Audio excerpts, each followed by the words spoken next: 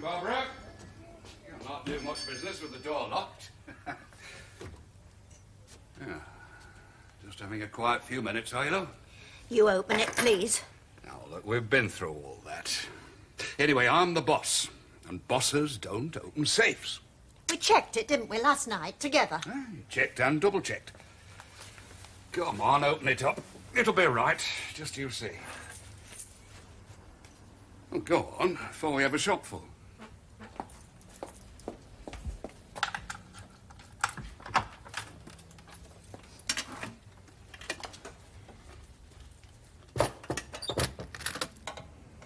Yeah, worried over nothing, eh? It's short. I can tell. It's short again.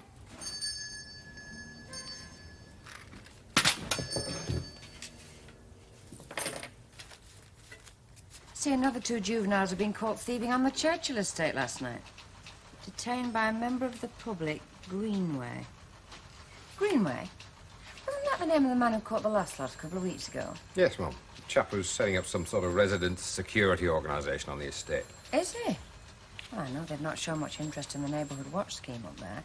Is he setting up in opposition? This is about it. Someone dropped it in the other day. Thought we might be interested. Danny's gone to get a statement from Greenway about the juveniles last night. Ask him to come and see me when he comes in.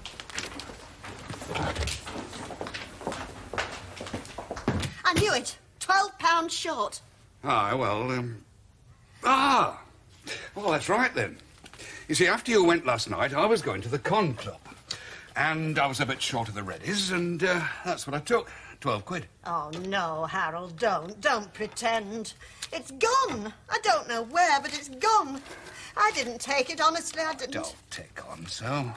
Harold, there's money missing. It's been going on for weeks. What are you going to do about it? Nothing. I'm going to do nothing. But you can't just. It's worrying me sick, can't you see? It's my money. I'm not worried. There, you admit it. There is money missing. Look, I told you last night I took 12 quid. You did not, Harold Flight. You did not take money out last night after I'd gone, so don't try pretending that you did. There's only 2 sets of keys to this shop and this safe. You've got 1 set, and I've got the other. So where's the money going?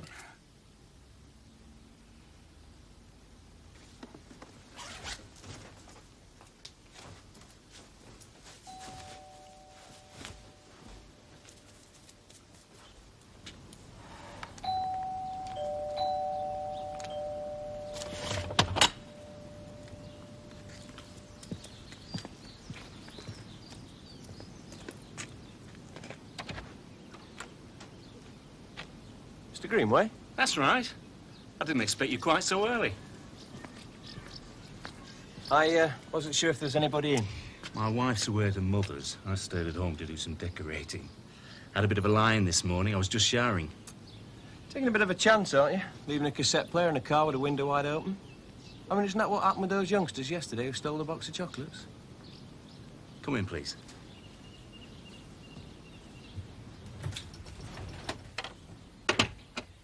I suppose I'm a bit casual, but it's a poor do if a man can't leave his own possessions on his own property without being reprimanded for it. Oh, it's not so much a reprimand, sir, as just pointing out the risk. After last evening, I'm well aware of the risk. Please sit down. I'd like a few details about last night, sir. Oh, I'd rather you call me Roger. After all, that is my name. What's yours? Sparks, Mr. Greenway. Roger. Just Sparks? Danny Sparks. That's better. I'll call you Danny if you don't mind. What do you want me to say about last night's affair? Well, I'd like your account of what happened. You just write down what you want, Danny, and I'll sign it. That's not how it works at all, sir. I mean, I want your account of what actually happened. Well, as I understand it, you caught the youngsters in the act of stealing from your car? That's right, Danny. Caught them red-handed. I was sitting watching television, and something made me look out of the window, and there they were. Well, if the boxes of chocolates were lying on the seat of the car like the tape player just now, I can understand the temptation. Temptation? They should be brought up to resist temptation. I was, and I'm sure you were too, Danny, or you wouldn't be in the job you are. I don't always think it's as simple as that. Well, that's half the trouble these days, Danny. You must see it more than most. I wouldn't expect the police to subscribe to namby-pamby left-wing views. You'd be saying next that it was my fault. because I was foolish enough to leave my own property lying unattended in my own drive, eh? I wouldn't go so far as to say that, sir. I am glad, but that's what some of these do-gooders would say. Yeah, we live in a sick society, Danny. Can I have your full name? Yes, Danny. It's time for decent people to stand up and be counted. I, for one, am not prepared to stand idly by and watch standards eroded, to be a passive witness to the decay of society. No, I'm going to do something about it. Good. Could I have I'm your full name? starting a resident security organisation on this estate. I'm getting together as many as I can of the right-thinking people. We'll make Churchill Estate a no-go area for crime and criminals. Oh, excuse me a minute, will you, Danny? Yes? I'm just busy at the moment with the police. Good, that's excellent. You keep up the good work. Bye.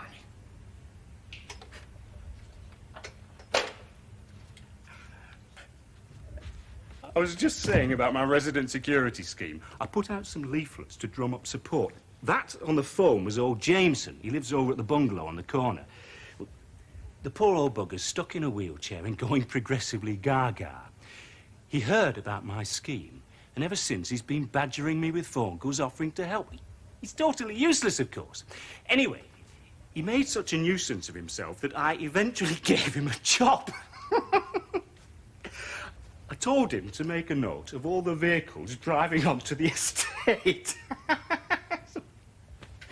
Now, every week, without fail, I get page after page of vehicle numbers. Days, dates, times, the whole lot.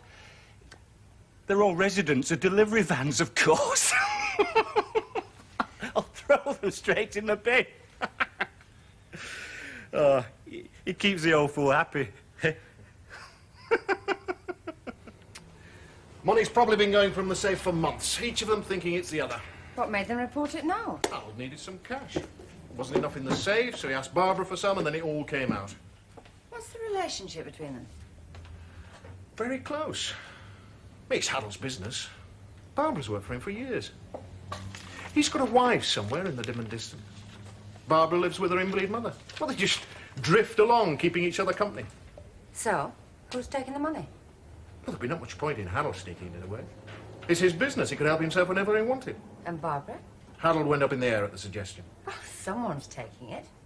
You say it's only them with keys, but it's got to be one or the other. There is another possibility, Kate, that makes it more serious than straightforward theft, and it could bounce back on you. On me? A couple of months ago, Harold locked the shop and accidentally left the keys in the door. Now, the following day, they were returned by a policeman who said they'd been found in the door during the night. Well, it happens. There's no record of it. Not in farm property. Who was the policeman? No idea. So it's being suggested that one of my lads found the keys, had them copied, and is now helping himself. Well, those are the facts. You can draw your own conclusions. Listen. If it had happened anywhere but here with somebody else in charge, I'd have passed it straight up to headquarters for an investigation. Robber Hill Squad? Right. So I know you'll be as keen as me to sort it out, whatever and whoever, okay? As you say. Thanks. For obvious reasons, I've put nothing down on paper yet. But I have told the chief super. Who else knows? Well, apart from the boss, two in the shop, you and me. And it has to stay that way. Right. I'm going to get some sort of surveillance on the premises from outside the division, possibly another force. Well, we just have to hope whoever it is keeps on coming, thinking the losses haven't been noticed. I'll not report it. You are satisfied with the two at the shop? Reasonably. But I wouldn't mind a second opinion on Barbara. Either it's her, or a bent policeman on my staff. Or Harold, trying to make it look like it's her. It takes a woman to suggest it could be Harold trying to put suspicion on his girlfriend. If he's bored with the affair, how better to kill it stone dead? Come in. You want to see me, Mom? Oh, yes, Danny. You fix it up and I'll talk to her today. I'll ring you, let you know. Greenway, Churchill Estate. Yes, Mom. Very odd. I've been reading the leaflet about his resident security setup. I don't like the sound of it very much. You'd like him even less, Mom. He takes up where the hang 'em and flog 'em brigade finish. I mean, he'd get drummed out Gestapo for cruelty. I haven't noticed any particular crime problem on the Churchill Estate. There isn't, Mom. Only in Greenway's mind. Tell me more about him, Danny. Yes, Mom.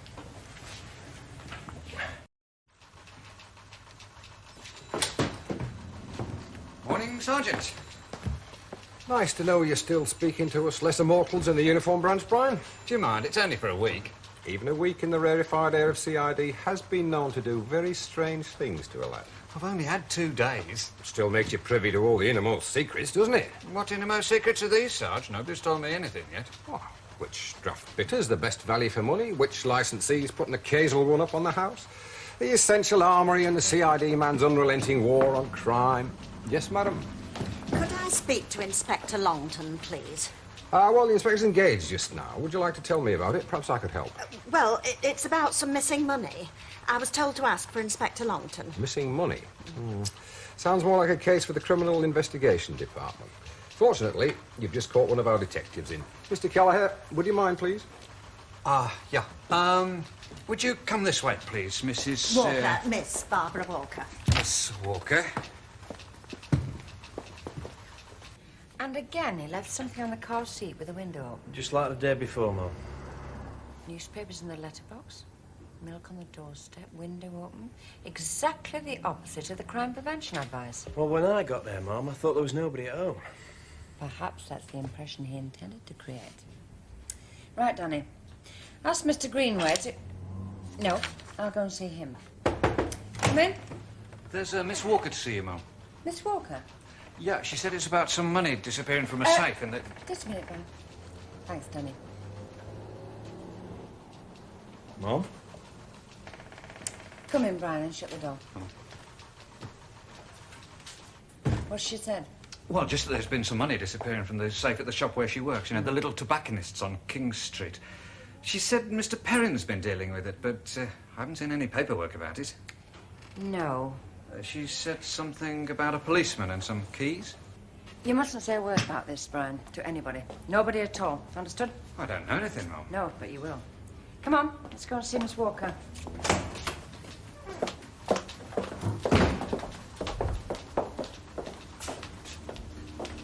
Hello, Miss Walker. I'm Inspector Longton. This is Detective Constable Kelleher. How do you do?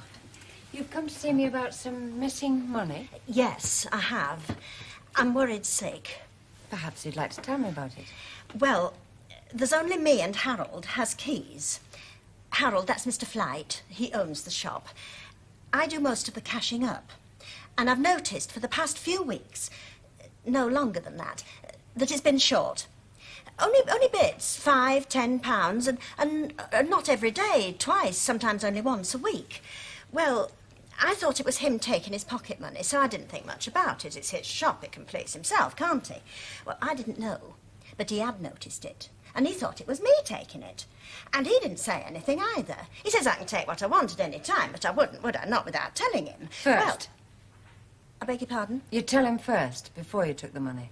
Oh, yes, before. Always. No, I'd tell a lie. There was once. I popped out at lunchtime and I saw this dress in that nice shop by the market, you know the one? Well, it was a lovely shade of blue and it had got sequins all down the bodice. And I thought if they'd got it in my size, it'd be just right for the dance at the golf club on Saturday night. Harold's a member and he takes me to all the functions and I do try to look my best for him. You were telling us about the money. Oh, yes. Well, I hadn't got enough money on me. And my checkbook was at home. And so I popped back to the shop and I borrowed some out of the till. But you told Mr. Flight? Oh, yes, I told him as soon as he came back. And he said it was all right. I didn't need to pay it back, but I insisted. Well, it was only right, wasn't it? Anyway, the next day, when I went to put it back, he said no. He would buy it for me as a present. Well, he's a lovely, kind man. And I'm really very fond of him. And now I feel I've let him down. You mustn't get upset, Barbara. Harold will understand. You've let him down over the money. Is that it? Yes. It's you that's been taking it all this time, is it? It most certainly is not. I've not had a penny that Harold doesn't know about. I thought you were going to help us try and find out who's been taking it, and now you're accusing me.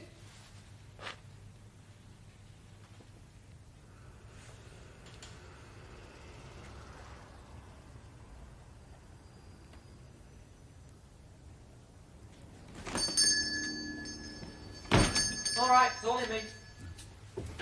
Oh, hello, Harold. Is Auntie Barbara not in? No, Ken, she's just slipped out. Oh, well, will she be long? Should I hang on? She might be a bit. She's gone, she's gone on an errand for me. You can leave word if you like. Well, being as it's Tuesday, you sometimes take her to the golf club on Tuesdays. I was just wondering, well, if she wants to go out tonight, I'll sit in with me gran. No, I don't think she'll want to go out tonight. Oh, well, I'll call her and see her at tea time. She can tell me then. I'll see you.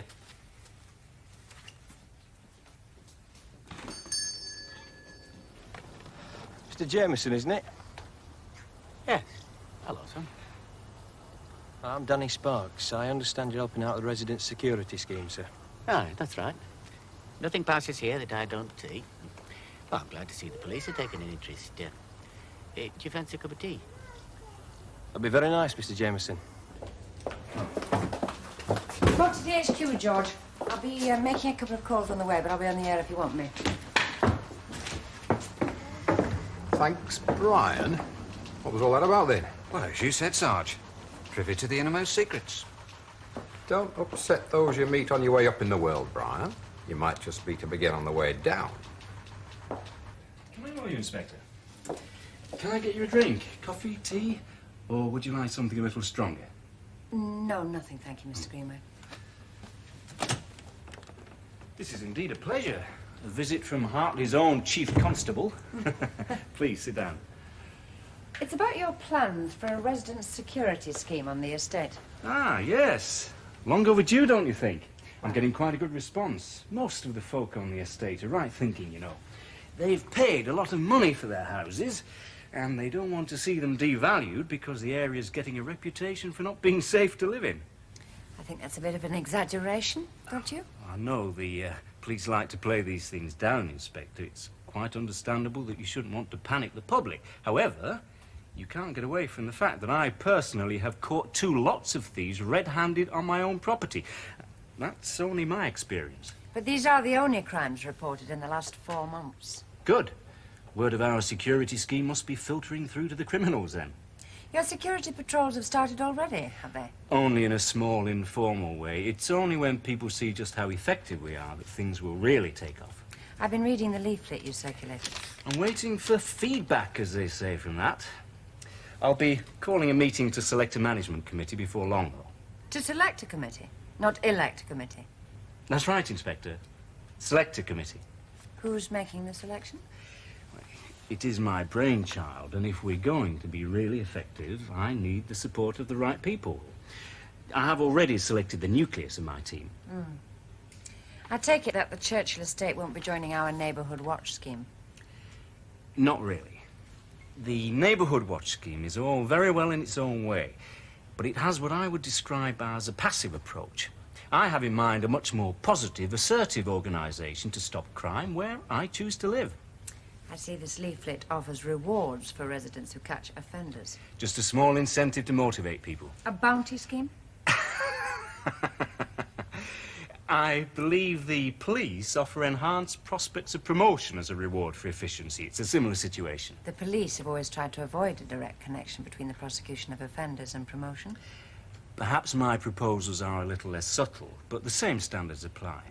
All I'm offering is a reward for good citizenship, underlining our determination that Churchill Estate will be maintained as a model of decency in a corrupt society. For the chosen few? For anybody who wishes to live a decent life and are prepared to fight to maintain standards. Fight? Figuratively speaking, of course. You already have a nucleus, you say. Who else is active in the scheme? I'm sorry, Inspector. I have promised total anonymity. Reprisals, you know. This is not Chicago, Mr. Greenway. It's not unknown. Well, I have to tell you that the police do not approve of schemes of this sort. I'm sorry, Inspector, that you feel that way. To be frank with you, we think that the police do a good enough job within the constraints imposed upon you by an over-liberal but vociferous minority. You carry on dealing with society's problems as best you can. Churchill Estate will look after itself.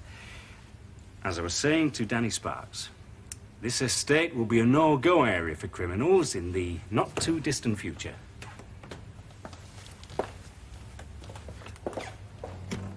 I tell you, Sarge, he's a nutter. What, just because he's doing his duty as a citizen?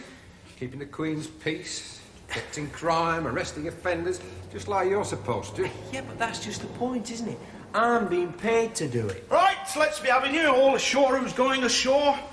All the drones can get off home to the firesides and the loved ones. That doesn't include you, Daniel. The workers have arrived.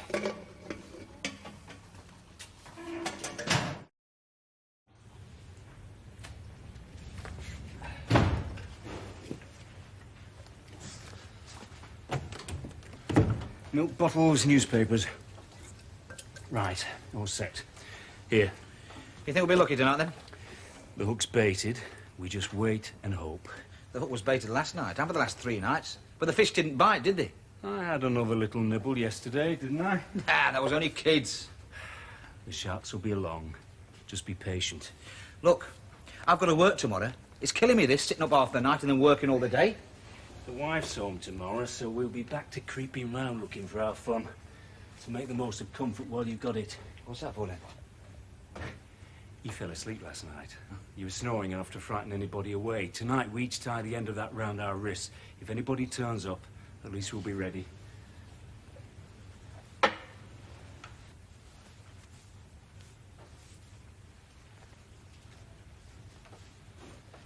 Right? Yeah, right.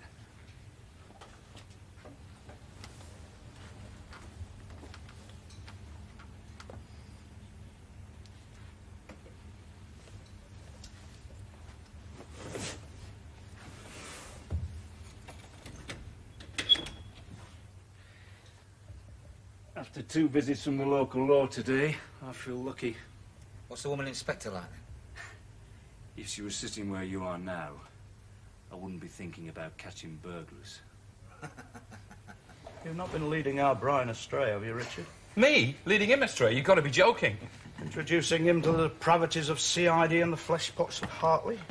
Well, after what he's been telling me about certain people on the last divisional bowling trip... I've never told him anything, Sarge. Because there's nothing to tell, is there, Brian? No, Sarge, nothing at all. And anyway, how could I tell him anything? I was in the pub all evening. I wasn't one of those who went to the grab-a-granny dance. Oh, hush my mouth. Brian, when the Vikings invaded, they used to land on the beach and then they set fire to the boats so they couldn't turn back even if they wanted to. When your spell in CID's over and you want to come back, you may find that your boats have been burned. Oh, Sarge, that's not the Sergeant Beck we all know and love. God, that's the draft bitter we all know and love. Clear off home, Brian, before the boss walks in and starts asking awkward questions. Come on, Brian, I'll take you home.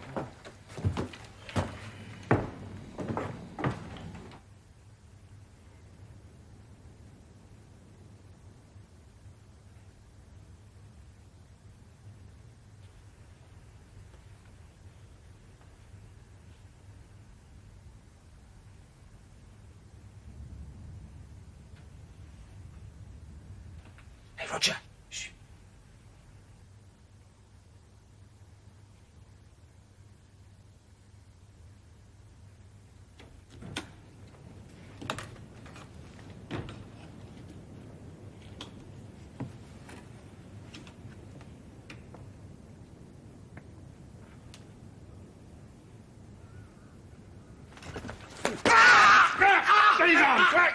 Let's keep the mood nice and mellow.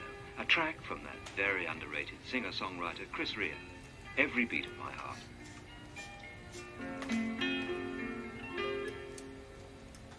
The daylight breaks, a picture show of endless takes.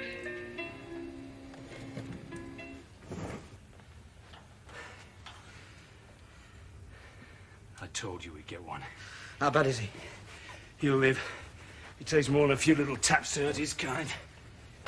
Come on.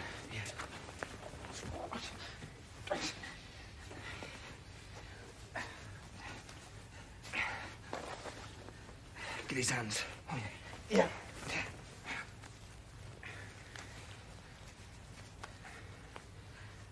Hey, look.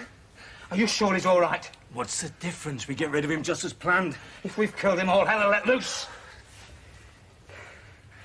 The very worst that could happen is that they find out who did it. Yeah, that's what worries me. We were sitting here having a quiet drink. In the other room, of course. We heard something, came in here, and there he was, having broken in. He attacked us, and all we did was defend ourselves. Oh. If you don't want some more, just lie still. There, I told you. He's not even hurt. Go and get the van, take him for a ride. He's too badly injured to be dumped on the moors like that. Go and get the van. Look, I don't give a damn what you do with him, but get him out of here while it's still dark. I'll be back in front in 10 minutes.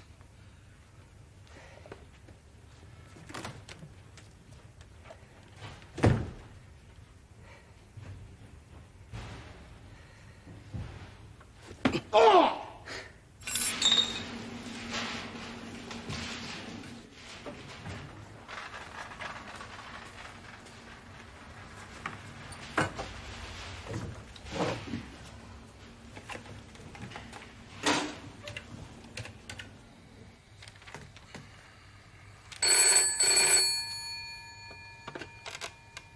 Not the police.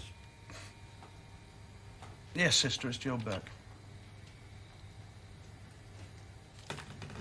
When was this? Look, I'll come down now. See you. That was sister in casualty. Bad assault case arrived in funny circumstances. I'm going down to have a look.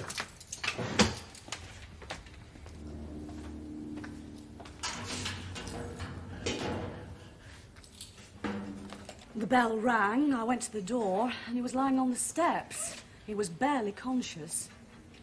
Nobody about at all? I did see a van going through the hospital gates. All I can tell you is it looked as though it might be yellow. It was too far away to see the number. Driver? I couldn't see. How's the patient? Very uncomfortable. So far as we can tell, there are no serious fractures, but he's badly bruised. He's had a real beating. Any chance of... You can have a few minutes with him before I put him on the ward.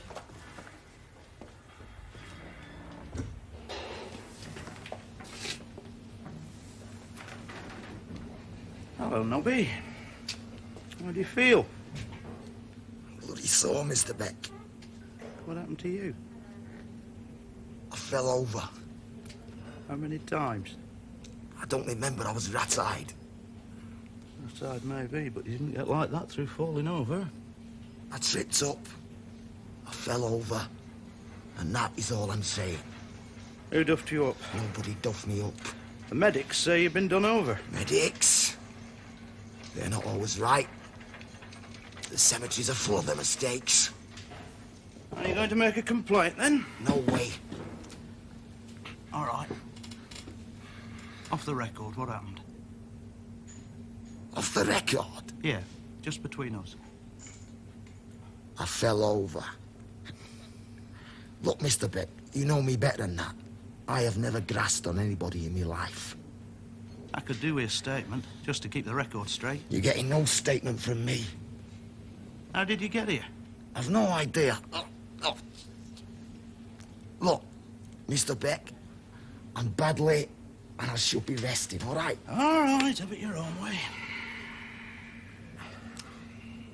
Seriously, though, unofficially, no statement or anything, what happened? You promise it's unofficial? Yes, I promise. You and me have known each other a long time, Nobby. I'll keep my word. Aye.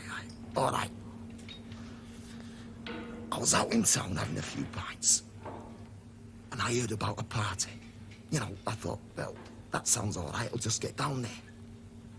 Anyway, I must have got the address wrong or something, because I went in there and the people in there, they weren't too friendly. Whereabouts was it?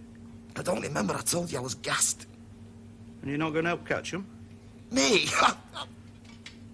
Help you? And yourself. How? Compensation. Could be worth a few quid, but only if you make a statement. I'll arrange my own compensation. Please yourself. If giving somebody a hiding's worth more than a few £100 in your pocket, fair enough. There's no skin off my nose. Here, hang on a minute, Mr. Beck. I'll make a statement. I'll tell you what happened, but there's no way I'm going to say where. Oh, that's no good to me, is it? See you, Nobby. I'll tell you what. I'll do a deal with you. If I could tell you where it happened, do we make a statement then? Oh, yeah, that's different. I'm not going to dress anybody up. But you find out where it happened. And yeah, I'll give you a statement. See you, Nobby. Take care. Mind you don't fall over again. Morning, Danny. Morning, Mom. Morning, Brian. Morning, Brian. Morning, Mum. You all right? You look a bit off this morning. Oh, no, I'm fine, thank you, Mum. Well, I ate something that disagreed with me yesterday, you know, that Tommy's a bit upset, but I'm all right, really. Strange how lads on CID attachment seem to eat something that disagrees with them. You all get better as the day progresses, though. Yes, Mum. Barbara Walker's home was broken into last night, Mum. Oh. Much gone? Nothing at all, according to Sergeant Morby. He attended it early on. Coincidence? Probably, but I thought you'd want to know. Yes, thank you, Brian. Does Dick Maltby know about the money going from the shop? I've not told him, and he's not said anything. I wonder if Barbara Walker's mentioned it to him. Inspector, would you mind popping down a minute, Dick? I knew it. I just knew it. Calm down, love. It's only £8. It is not only £8. Last night my house was broken into and now money's gone. We can't go on. Ring that CID man, Harold. Go on now. No, I only told him to please you. Now I'm going to leave it to them to sort out. Well, if you won't tell them, I will. Well? Right, then. I'm going to see that Inspector Longton. She's a woman. She'll understand how I feel, which is more than you do, Harold Flight.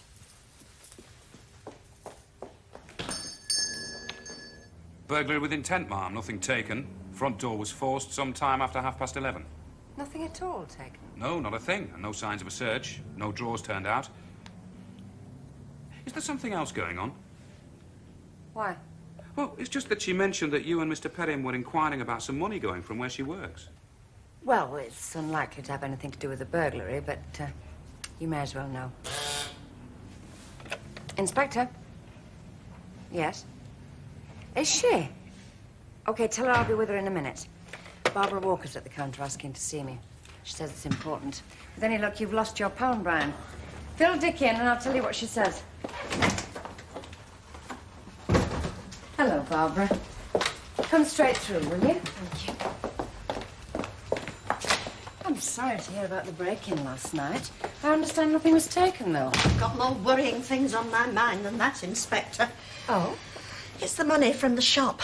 That's what I want to talk to you about. Oh, I'm glad you decided to come in and see me. You've had second thoughts since our chat yesterday. Second thought? Well, there's something you want to tell me different from what you said before. Oh, this business, I'm so upset, I don't really You know. mustn't be upset, Barbara. It's nothing that can't be sorted out. It's Harold. I don't feel he understands. Don't worry about Harold. You just tell me about it. I'll speak to Harold. Now, let's sort out one thing at a time. What about the money from the shop? There's some more gone. Today. Oh, I see. Is that what you've come to tell me? Well, yes. What did you think it was? Well, I've no idea. There's more money gone, has there? So, that's why they want to keep it hush-hush. Well, let's hope the boss is getting a cough out of her then. Inspector? She's talking to Barbara Walker again, see? And I've just been filling in Sergeant Maltby about the money from the safe.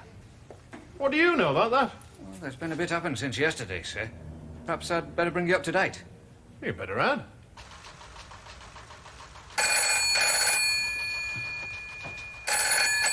Morley Police? Yeah, speaking. Oh, hello, Mr. Jameson. Not gardening today. I see. How long's it been there? All night? Yeah, go ahead. I'll check it out. Oh, Oscar, B for Bravo, Y, Yankee, 835, yeah, R for Romeo. And it's a what? Yes, Mr. Jameson. I'll check it out. Thank you. Just the man. Lend us a tenner. Ah, now don't get me anything too fancy, will you? You know, I prefer something small but good. My suit's ready at the cleaners. I've come out without the readies. I thought you'd remember my birthday. Ta, give it back later. Hang on, Joe. The boss saw that message about the ferry and casualty last night. She wants to speak to you about it. Is she in? Well, she's in, but she's busy. You'll be free soon. Sarge? Hang on a minute, Danny. Yeah, she thought it was a funny one to write off. I had no choice. He refused to make a statement. You know who it is? Go on. Frank Bernard Clark. Nobby Clark, Jimmy's brother. Nobby Clark? Oh, well. We're not going to bust a gut trying to find out who clouted him, are we? Frank Bernard Clark of 183 Chester Road. Why? Well, according to PNC, he's the registered owner of a car that's been left on Churchill Estate all night. Nobby said he'd gone somewhere looking to gate-crash a party, gone to the wrong house and got beaten up for his pains. Knowing Nobby Clark, if he was up on the Churchill Estate, more likely he was looking for a house to screw. I should tell the boss about it, Joe. She seems particularly interested in goings-on up there. I'll go and see, Sarge. Anyway, I've got an informant to see. An informant? Sparks meets Supergrass, now showing at your local cinema. Yeah, give us time to organise secure accommodation, Danny, and set up teams of armed officers. Yeah, all right. There's not likely to be a contract out on him, is there? You know, Cosa Nostra, Baader-Meinhof, Red Brigades. We need to know, Danny. Ridicule. That's all I get by way of encouragement. I don't know why I bother. I really don't know why. Tell the boss I'll call back after I've got my soup. Has she coughed in? No, and to be honest, I don't think she took the money. Pity. You've been told about the burglary at her home last night. Brian and Dick have brought me up to date. Well, I've got a theory, for what it's worth. About the burglary? About the whole business. I've made an arrangement with Barbara. Is she going to be much longer or what? How should I know? She said for you to wait. I can't hang around all day.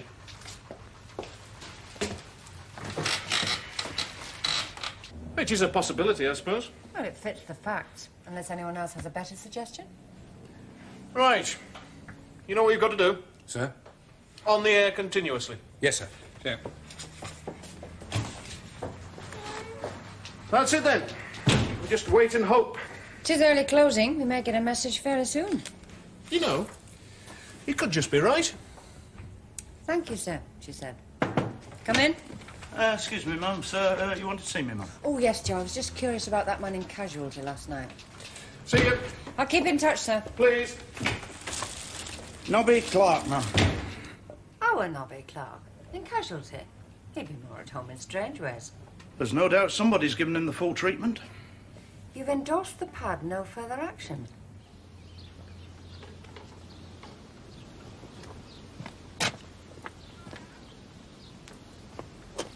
And he refused point blank to make a statement. I've got a deal with him. That if I can tell him where it happened, he'll tell me the rest. Well, we better find out, hadn't we?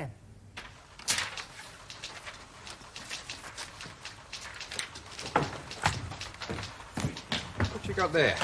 Well, I'm not sure, Sarge, yet, but I reckon this and a magic lantern in there are going to solve a little problem. I didn't know we had a problem. Harley Police? Yes, who's that calling, please? Yeah, I'll put you through to the inspector. Oh, very well. Yes, I'll tell her. Yes, right away.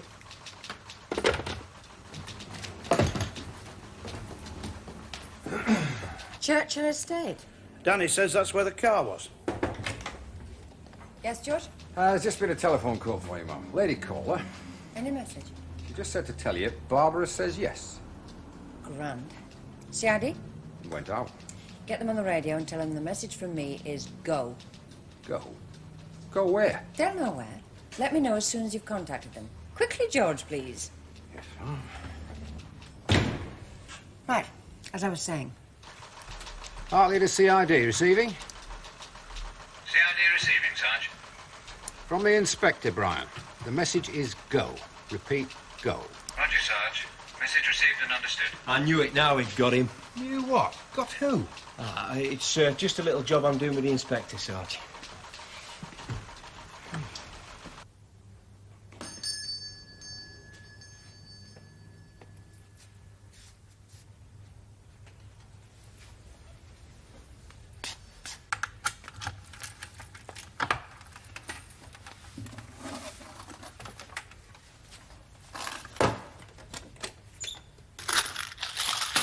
Taking stock, are we?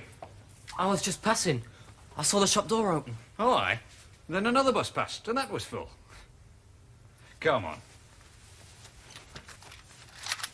It's a yellow transit van, Ma'am, and it's visited Greenway's house several times. And you're Mr. Jameson, logged it all? Yep, it's all down here, Ma'am. Notes made at the time, times, days, dates, everything. The entry for last night reads, arrival time 11:10, departure time 11:20 p.m. Loaded with long heavy bundle by Mr. Greenway and A.N. other. There's a description of the second man, Ma'am. Well done, Danny. I bet the long heavy bundle was Nobby Clark. Shall I go and see him? Off you go. Think he'll make a statement now? Then Greenway and he's made the van owner. We'll give them Resident Security Association. Take Danny with you. Well, I'll just get the cap, Sarge. What's going on? We're going sick visiting. Any word from CID yet, George? Not since I gave him your message, Mum. Oh, sorry, Danny. Make way for CID. Take him through there, Brian. Come on, son, this way. Bank to rights, Mum. Who is he? Barbara Walker's nephew, would you believe? He called in regularly, ostensibly to see his grandmother. He sneaked her keys out of her handbag, rifled the safe, and then returned the keys. And the burglary last night? Yeah, it was him. He was a bit late returning the keys. They'd all gone to bed and the house was locked up. So that's why there was nothing stolen and no signs of a search. Well done, Dick. Mystery solved, Mum. Yes, thank you, George. And very satisfactorily. Oh, so we haven't got a bent copper, then? What do you know about it? When you've been in the job as long as I have, you can read the signs. Closed doors, cryptic messages. Come in, Sergeant. And you too, Danny. I seem very popular with the police. 3 visits in 2 days. Hey, so popular, Mr. Greenway, we want you to come with us to the police station. Oh, when? Now. Now? That's rather short notice, isn't it? We don't give advance warning to people we're arresting for crime, Mr. Greenway.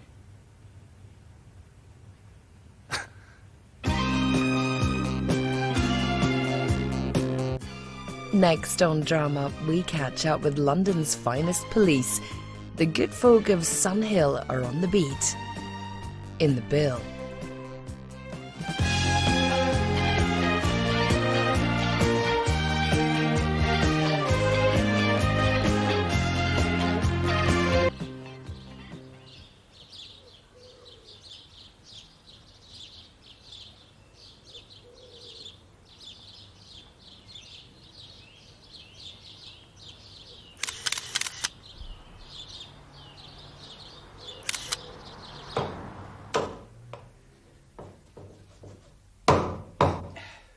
Now then, missus. Split peas, boiled cabbage, fit for a king.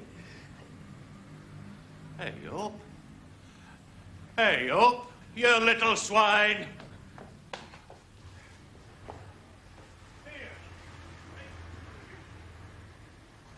Right, thank you for letting us know. Morning, Joe. Minute, ma'am, emergency. Hartley to 7499. 7499 received. Go to Batley's Butcher Shop, Mannion Street. Investigate report of disturbance. Attend inside. 7499 now. What was that about? Woman rang in to report John Batley the Butcher chasing 2 young women down the street with a cleaver. What?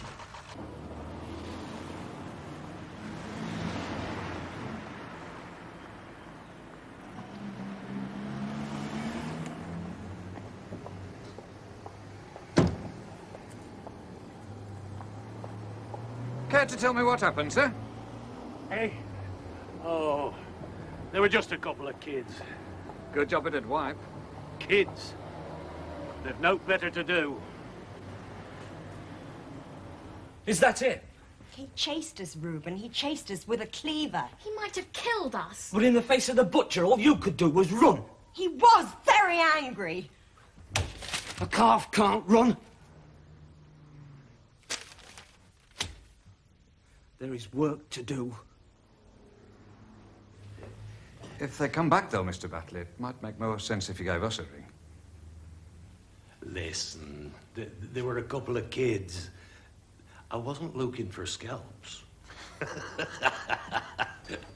Painting slogans on shop windows doesn't seem to change a lot, that's all. I thought we came up here to have a go at the animal experimenters, the laboratory. Do something practical, set some animals free. What we have to do is stop the people.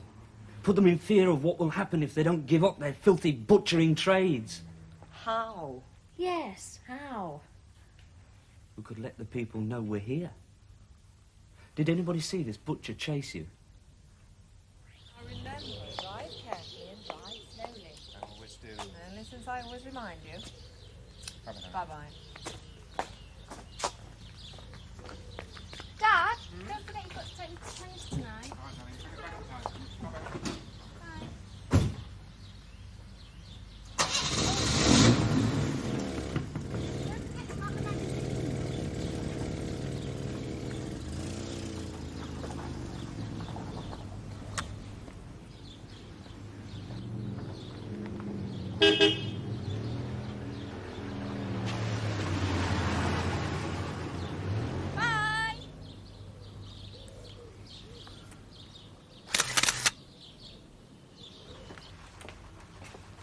So, Mr. Batley. Well, I reckon he acted on the spur of the moment, Mom. Well, it doesn't make any difference, does it?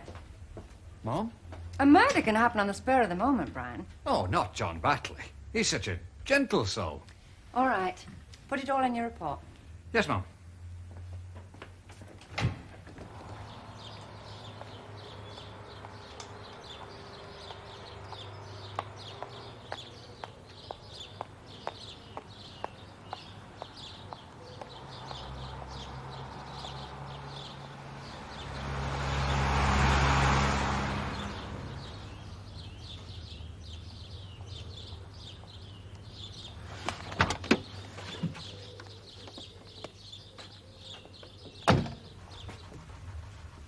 John Batley's all right.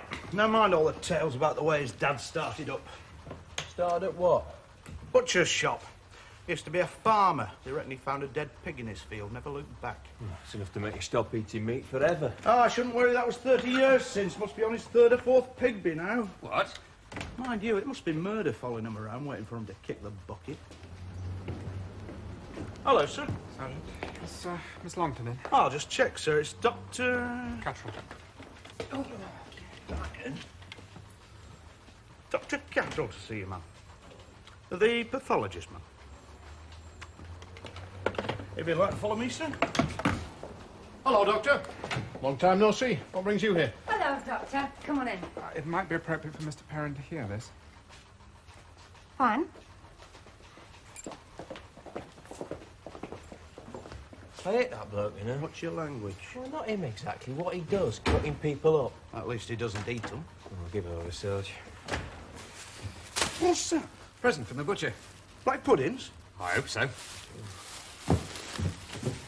I've had a poisoned pen letter. And you think it may be more than just a crank? Yes. How did you know that? I know you. If someone's written you a poisoned pen letter and you feel strongly enough to bring it here, I want to see it. I was as careful as I could be about fingerprints. Come through the post, did it? Well, I'm not sure. I don't think so. There's a stamp on it, but... Not Frank. I got it when I went home for lunch. I made a copy of the text. Oh. That's what persuaded me to bring it in. You like cutting things up. How would you like it if someone cut Eileen and Jill up when you weren't looking? Eileen and Jill? My wife and daughter. Someone's got a peculiarly nasty way of thinking. What about this? You like cutting things up? Well, anatomy is one of my specialities, as you know. Yeah. And I do post-mortems. And? Well, we have some small mammals at the lab, at the university. We breed them, or buy them. Then we kill them painlessly, cut them up. We don't have a better way of teaching anatomy. How would whoever wrote this know about you cutting things up? I don't know. I hadn't thought about it.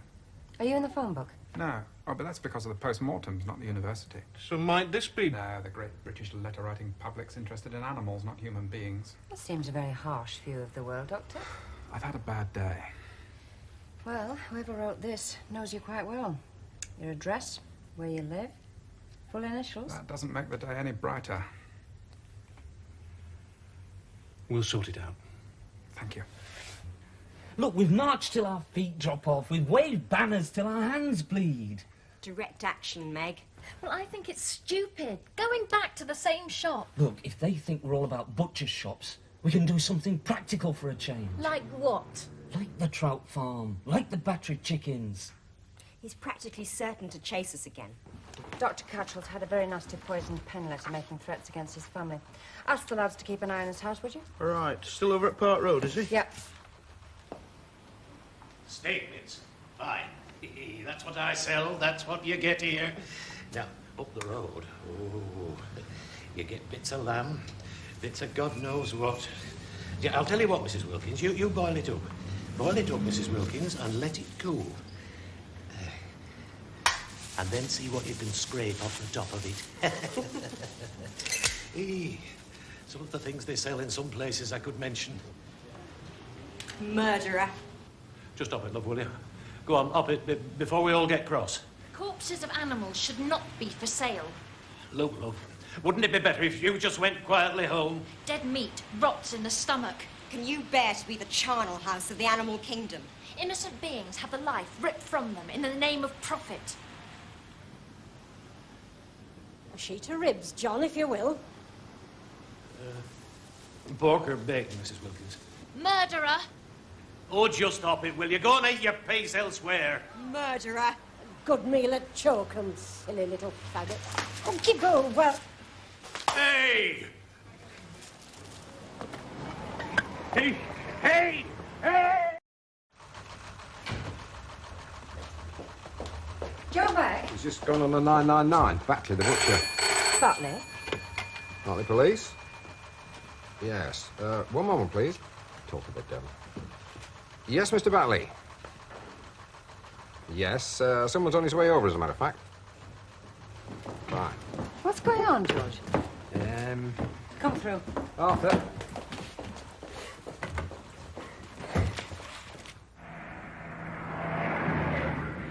It's simple, John. You'll have to make a statement, then we can charge him. I'm not making a statement. And I don't want you to charge him. Because I don't want to spend days in court, do I? Hey, they might go round other butchers' shops and do the same thing, you know. Good. Well, they can make a statement. And they can go to court. And I'll pinch all their business.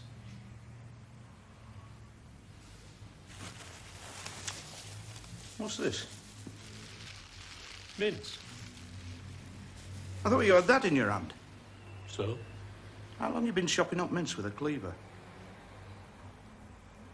We've got one more very important job to do, and I'm not going to the police until we've sorted that out. God, Reuben, if I'd known this was going to happen, I'd never have agreed. We go to the newspapers first. Get some publicity. That's stupid, Reuben. What can we say? We could say that butcher hit Meg with a cleaver, couldn't we? Well, couldn't we? They'll never believe us. If they did, though, the police might just be on our side for a change. Okay, come in, Joe. That's nice. Is it new? Oh, yes. Come on, kid. Yes, Joe. I've just been over to John Batley, the butcher's. Some damn fool's been in his shop and thrown a customer's meat on the floor. When Batley chased them, they either doubled back or somebody else did it. Thrown paint and grease all over his shop, made a right mess. But that's not why you're worried. Twice he took off after him with his chopping knife. Yes. Well, Brian Keller impressed on him this morning. It wouldn't be a good idea to do it again. He didn't stop him.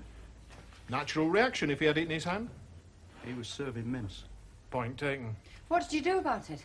Read him the riot act, told him not to do it again. I don't think he was even listening. Well, I think you should... I think you should go and look for those two young women, Joe. Right, man. Before Batley clobbers one of them. Absolutely. Not that I blame him. Oh, even though I'd still nick him. My problem is the possible connection between this and Cuttrell. I mean, those two women might even be students of his. Fair enough. It's something you grow out of. What is? Extreme opinions. Like feminism, for instance? I don't want to fight. Then stop clenching your fists. Your own knuckles have gone a bit white. Can I say something? Hmm? People are going to talk if you insist on holding my hand all the time. All right. Drink tonight? Okay. See you in the White Crow.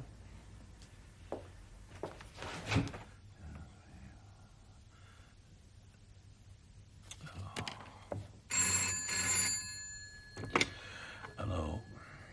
Oh, hello, love. Nah, I've a bit to do. Go. Well, tell your mother to take her tablets, will you? And before you go out. All right. Good night, love.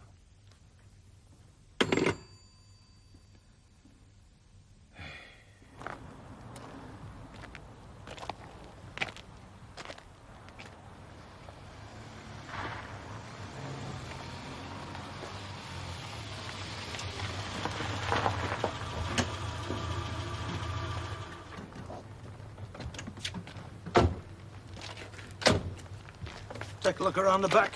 Right, Sarge. Morning, sir. Sergeant? Did you hear anything, sir? No. No, I didn't. Blanket pressed against the glass, probably. Sergeant? Sir? I may have to go away for a couple of days. Will you be able to keep an eye on the house? Yes, of course, sir.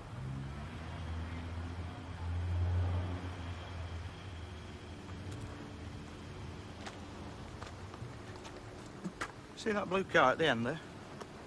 Does it belong here? It's not one of the neighbours.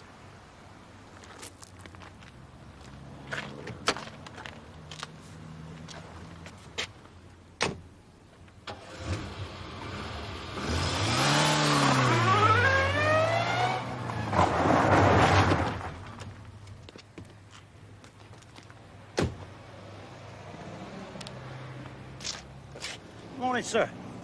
I wonder if you'd mind giving us a hand. Why would anyone bother with an operation like the one Cattrall runs? Come in.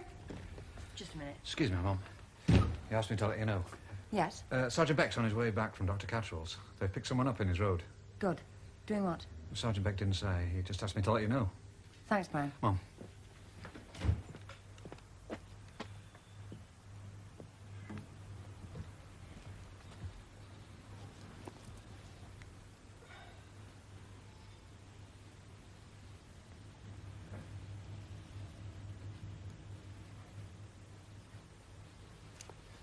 Yes, Joe. Got a Mr. Bembo in the interview room. Says he knows you, wants to talk to you. Mr. Bembo. Yeah, seems a straightforward enough character, willing to help. I thought he might have noticed somebody in the road. Had he seen anything? Well, I asked him to come down because he wanted to see you. Said he'd been involved in some case you'd had something to do with. I didn't want to start a wild goose chase, so... What was he doing in the road? He works for a firm of surveyors. He was doing a survey. It's been checked. What he says is right. As a matter of fact, it's not long since he surveyed Dr. Cattrall's house. I'll have a word. Hello, Inspector. Long time no see. Hello, Mr. Benbow. I thought I'd better make myself known. Oh? Why? Why do you think, Inspector? Well, I think you'd better tell me. I spent a long time in jail for something I didn't do. I didn't want there to be any more mistakes. I didn't want your sergeant finding out I had a criminal record and starting all that all over again. A jury found you guilty, Mr. Benbow. Didn't they just, Inspector? Check Mr. Benbow's presence in the road, Sergeant. If you're not satisfied with his story, don't let him go till you are. I came here of my own free will. Didn't you just, Mr. Benbow? We checked with his firm, and apparently he was surveying a property in Cattrall's Road. We had to let him go. Why? Well, no reason to keep him. But we'll check with his supervising officer. What did you nick him for last time? He used to tie women up and threaten them. Those. They get worse, you know, the more they get away with. We caught him before he did any physical damage. He was just a useless, inadequate wimp, for want of a better word. Is he married? Yeah, he was. Nice woman. She was absolutely shattered. Well, let me know what the supervising officer says, if he'll tell you anything at all. Okay.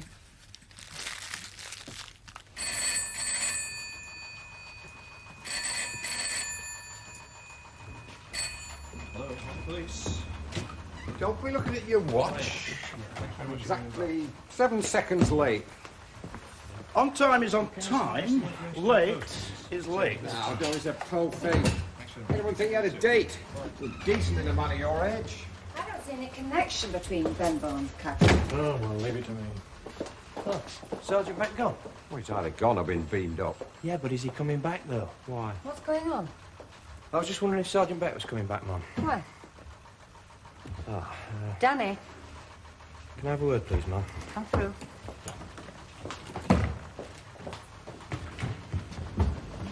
Yes, ladies. We want to report an assault. Get that developed. After all, you found it in the middle of the road, and we don't know who it belongs to, do we? No, Mum. Well done.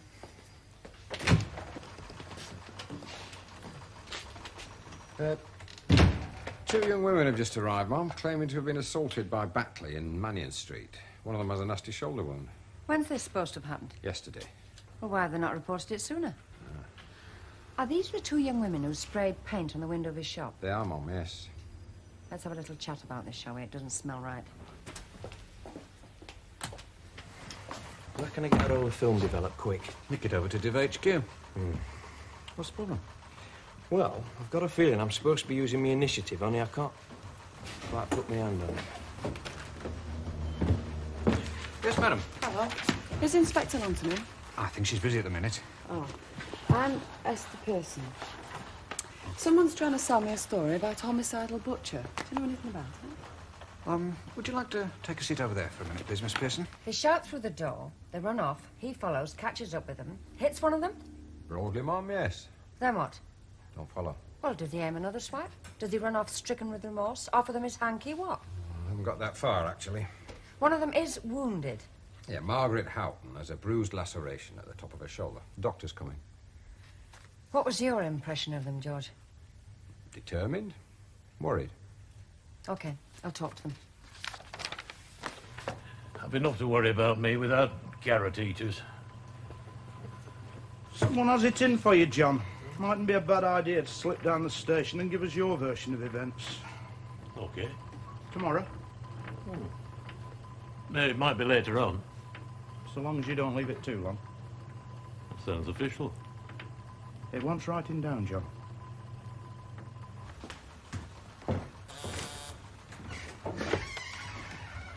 Go on.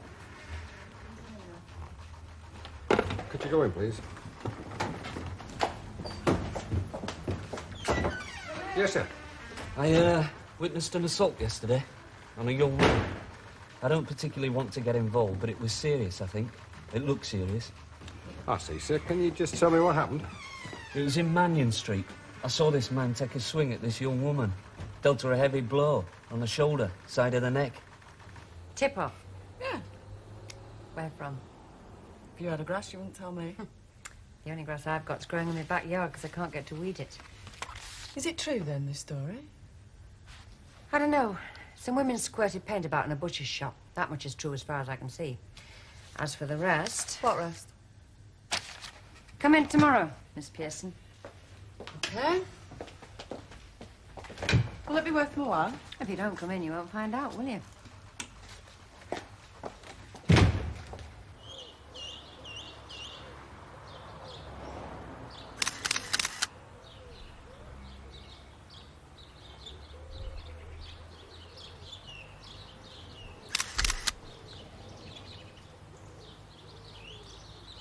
Are you asking me for advice? Yes. Why? I just don't want my head bitten off, that's all. Mark. All right, all right. Get the butcher in. Yeah. See if he'll give evidence against them. Because if he won't... It might mean he has something to hide. Thanks. George, will you come in? Yes, Mom. Can you send someone to see Bartley? Joe Beck's gone, on his way home. To ask him to come in? Good. I'll see those two women now. There's a man here, too, a Mr. Stone. He says he saw the assault. Who is he? Passerby, as far as I know. Okay, I'll talk to him first. Right. Did you manage to get hold of Benbow's supervising officer? Bringing me back. Not ideal conditions, I'm afraid. Doesn't matter. Quite a lot of bruising.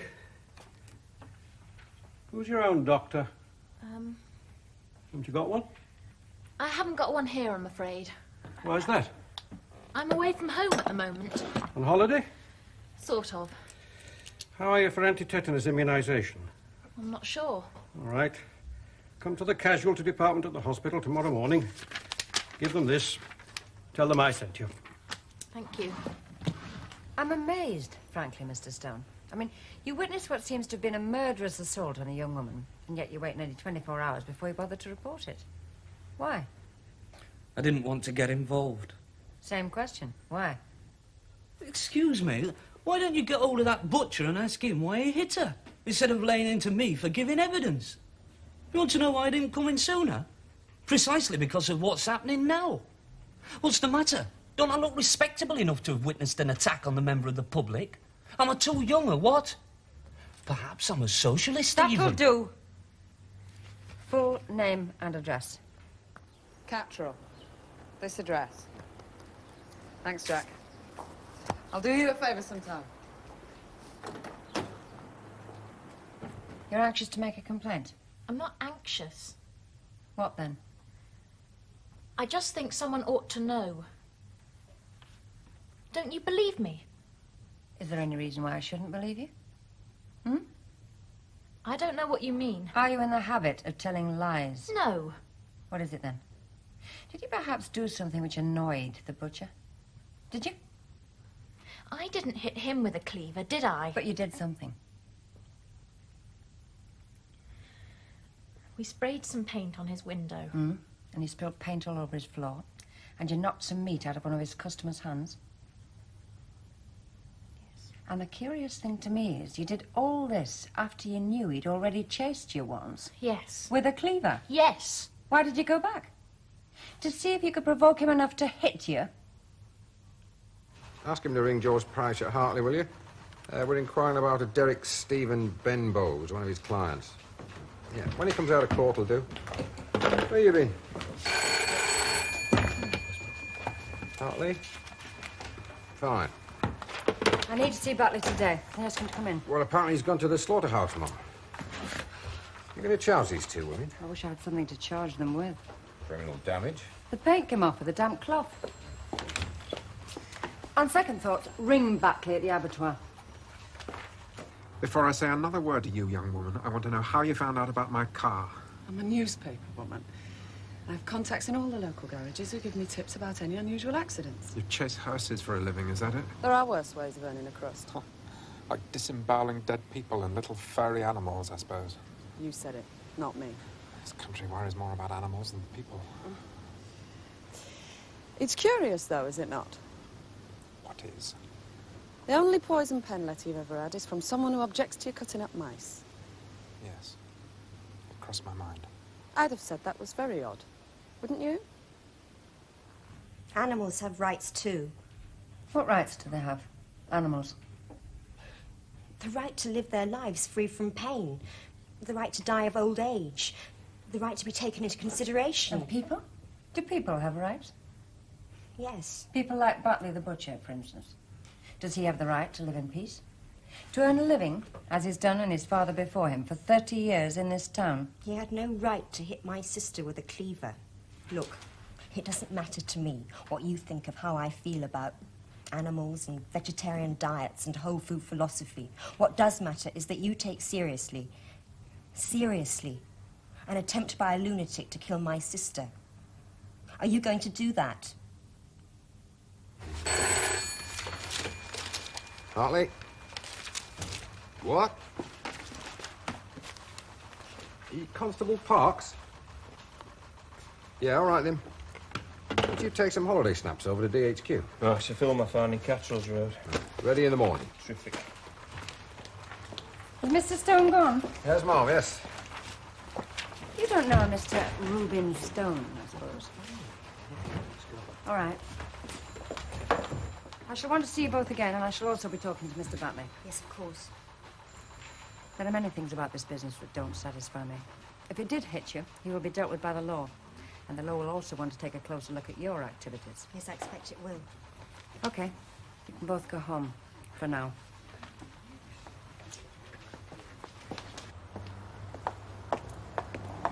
But you will be back tomorrow evening.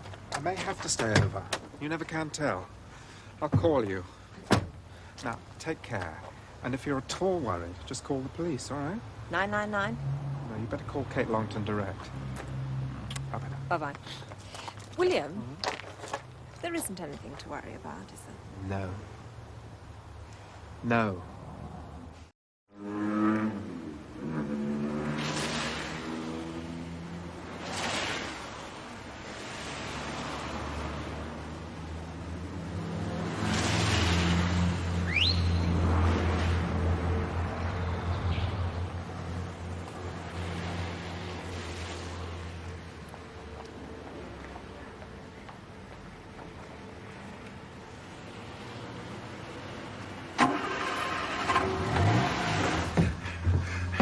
What's up? Ah, Mr. Batley. Yeah, aye, but what's up? Has there been an accident or what? Sorry? Yeah, I had a message at the abattoir to get over here. Yeah, just have a seat for a minute, Mr. Batley. Yeah, but what's up?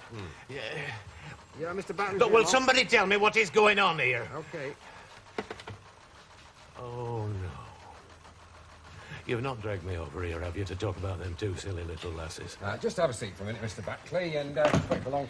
We'll be along in a minute. Look, I've already talked to him and to Joe Beck, and I've switched me all week round so as I could come here tomorrow. What do you think I were doing at Slaughterhouse today? And I've told Joe Beck that I don't want to press charges. Come in, please, Mr. Batley.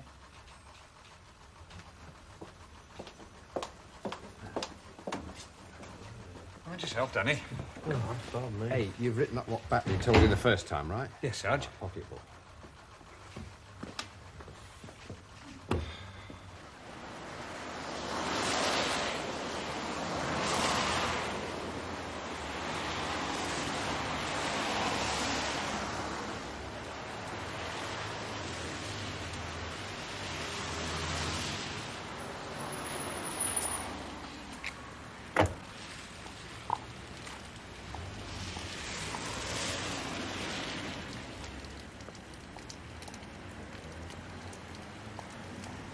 Why don't you want to press charges, Mr. Batley? Oh, I don't have to, do I? No? So what difference does it make?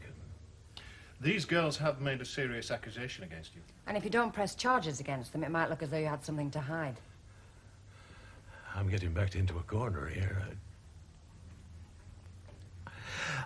I don't want charges pressing because I've no time to be going to court, have I? Look, I'm a one-man business, me. One man and his dog, only the dog died. Now, how can I take time off going to court hanging about, eh? Oh, it's all right for you. It's your job. If I have a day off, folk will get their meat elsewhere. And a customer lost these days doesn't come back so quick. Till they want credit. Tell us what happened, Mr. Batley. Do you think they're just going to take your word for it? They'll talk to the butcher. They'll look for other witnesses. How did you think you were going to get away with it? It's the truth. Only you won't print it. Newspapers print the truth that people want to believe. Wonderful. And don't get pious with me. If you want to be believed, you can start out by telling the truth yourselves. For God's sake, if I can find out you're all in cahoots, do you think Kate Lambton won't? That man hit me. Did he? Yes. Well, I think you've blown your chances of being believed. You'd have done a lot better flashing your thighs and holding a pretty little bunny rabbit. And you'd have got a lot more publicity. And as for smashing up Cattrall's car, where on earth did you think that was going to get you? Who's Cattrall? Thank you, Mr. Batley.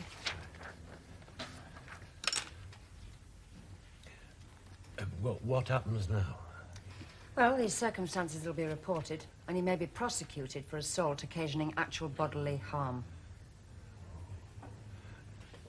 Well, good night, then. Good night, Mr. Batley. Good night.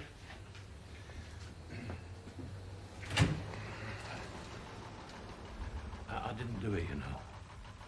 I didn't touch him. Yeah, I will. Ta-da! Morning, Arthur. Morning, Sarge.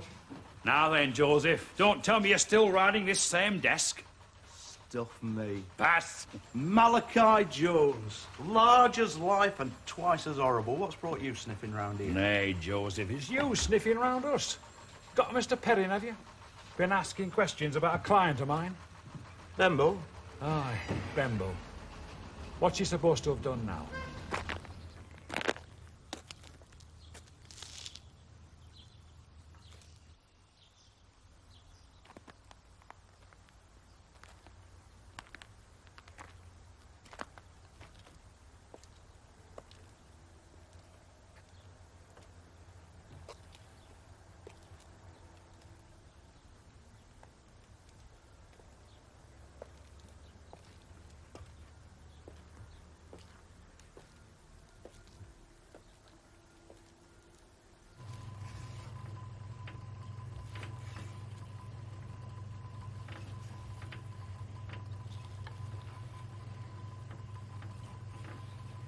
If you slip back about 2, you'll catch the boss in. What's he like, Bembo? Creepy little swine, but a perfect gentleman with it. Never put a foot wrong. Even when his missus topped herself. Did what? Well, when he were banged up, his wife couldn't face a disgrace. She hanged herself. They let him out of the inquest. He thanked everyone in sight. He thanked the guy who did the post-mortem, even. There's not so queer as folk. Mr. Butler? Mr. Butler? Hey, who are you? I'm doing an article for the local newspaper. I just wondered how you felt about the possibility of being prosecuted for protecting your own property. But it is a possibility. Go away. Sorry? Just go!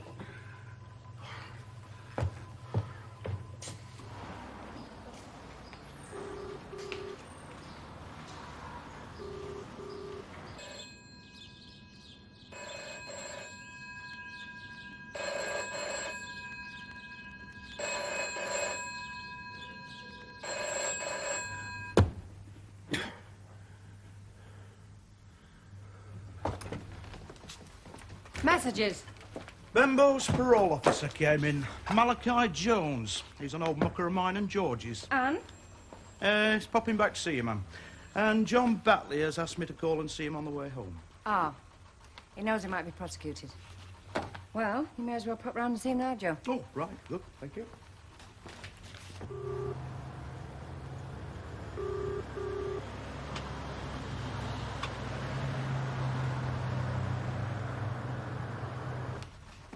When Malachi Jones comes back, buzz Inspector Longton straight away. Don't keep him hanging about.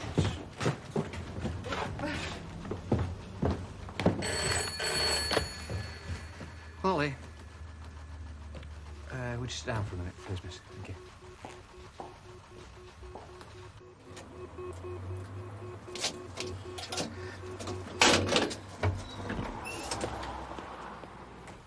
What do you mean? The three of them, Reuben, Stone and the Outen sisters, are all part of the same bunch of animal rights lunatics. They've been ducking around towns in the north for months, slashing tyres, painting shop windows, you name it. How do you know this? Mate of mine on one of the Sundays is doing an in-depth expose, you know? He gave me a few names, and lo and behold, I've just been round to the place where they all live. You know what, though? What? They swore blind to me that Batley cut that girl. Really? And to tell you the truth, I don't think he's all that stable myself. Something's really itching at him, you know? God knows what. Ask Joe Beck not to go round to Batley's just yet. Ah. No, doesn't matter. It's not half day today, is it? Half day's any chance you get these days. With supermarkets opening all hours, God sends. What can I do for you? You can tell me, Joseph, what is going on. I'm going to get prosecuted, am I not? You look as though you lost £1 and found a shilling. Third phone call, they can't get the money in. Or they're playing silly beggars. Now then, George. Good God. Dick Tracy. How are you doing, Malachi? Doing everyone, making sure no one does me. You? Oh, making a crust, Malachi. Hoping for jam. Boss free? No. She won't be long, though. You'd sooner take word of these socialists than someone you've known all your life. Yeah, I don't believe it, me. Well, it's not up to me. Yeah, where do you think you're going? Someone's going to listen, Joseph. I'll come back when you've had time to think about it. What do you think I'm going to do? Cut your throat?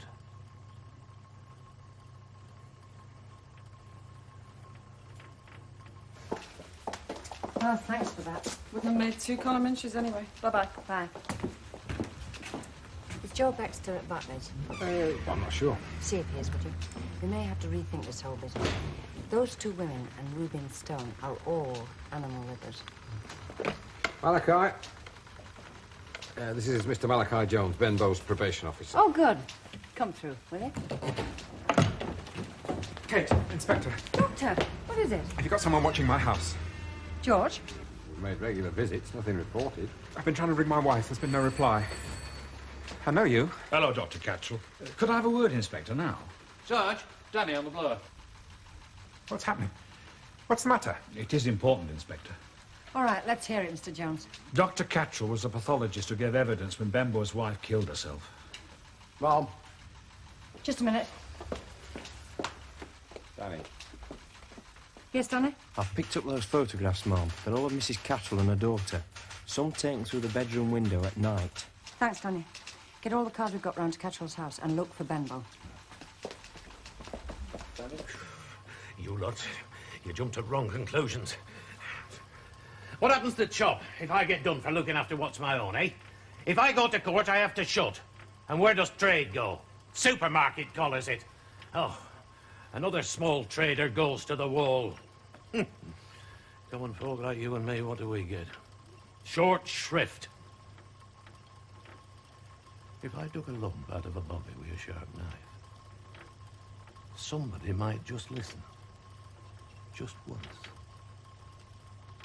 Put the knife down, John. Eh? You're not Robin Hood and I'm not the Sheriff of Nottingham. Put it down. If you've got a problem, let's talk it out. Aye.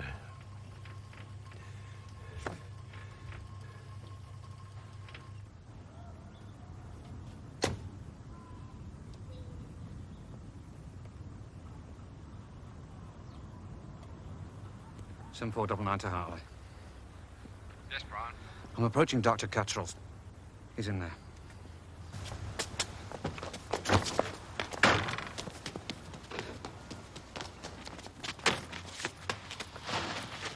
No!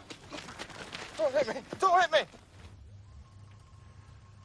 I'm sorry about that knife business. No one will hear it from me. I did hit that lass. She were lucky I never took her head off. I'd not have minded where things were. The wife's not been too grand, but I've told you. She had like, something that had to be cut off, burnt away. Yes. They have it like, so it'll not come back. Oh, good. That's good news. Only they've said maybe if she eats no more meat, it might be a good thing. I've no but her. I couldn't cope with thought that I'd caused what she had. Them two lasses were at wrong place at wrong time. We'll sort it.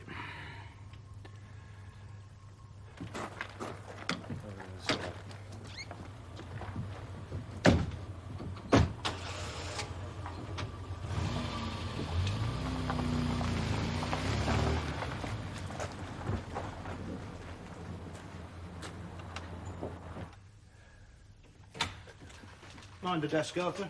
What's on?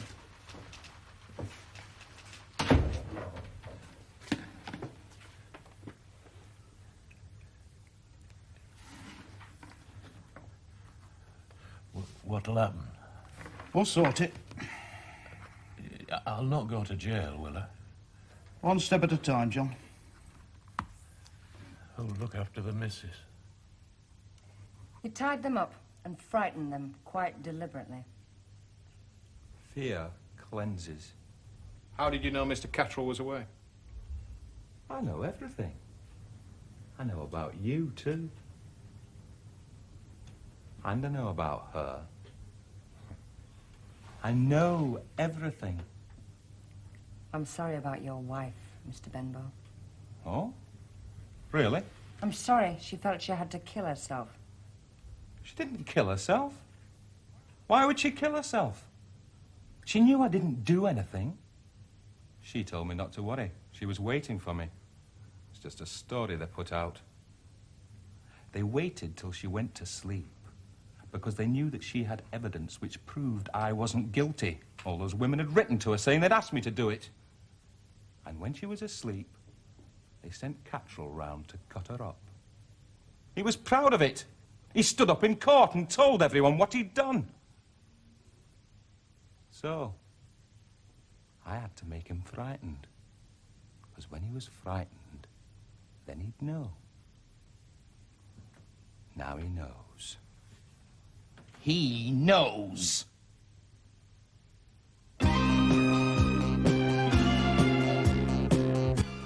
Next on Drama, we catch up with London's finest police. The good folk of Sun Hill are on the beat. in the bill.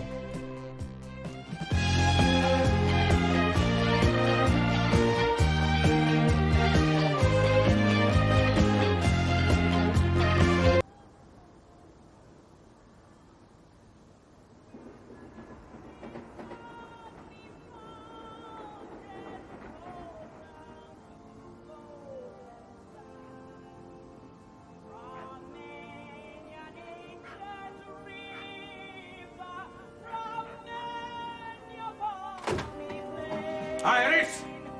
Iris!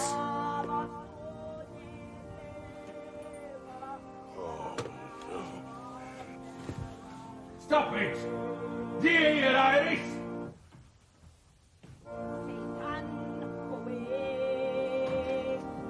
Iris, for God's sake! Iris! Iris, do you hear?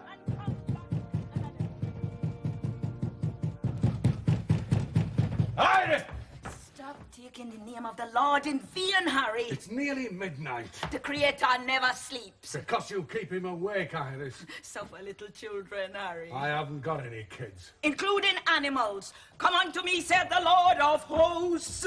Come and join me. I'm going to report you. To the Lord? To the police. There's only one law for heaven and earth. Come to church on Sunday. I'm warning you, Iris. I'm going to report you. Dear, do you understand? I'm already in contact with the Lord. Thank you, Harry. Go to hell. Impossible! Looks like new batteries, Sarge. Buy yourself a reading lamp. What are you suggesting, Sarge? That you take it home and read under the sheets. Unkind and unfounded, that. Harley Police? Yes. Yes, Mr. Chapman. Yes. We'll send someone round. Danny, pop round to 22 Raglan Street. You've got a little domestic. A hymn singer. Different? I'll ask Brian to meet you there. Right, Sarge. On my way. Out. Blackford! Blackford! Oi! Oi! Come on, lads. Get along home. And quietly. Yes, sir. 3 bags full, sir. That's enough. Off you go.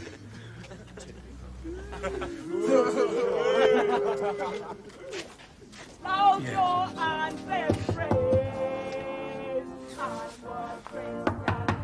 Mrs. Daniel, this is the police.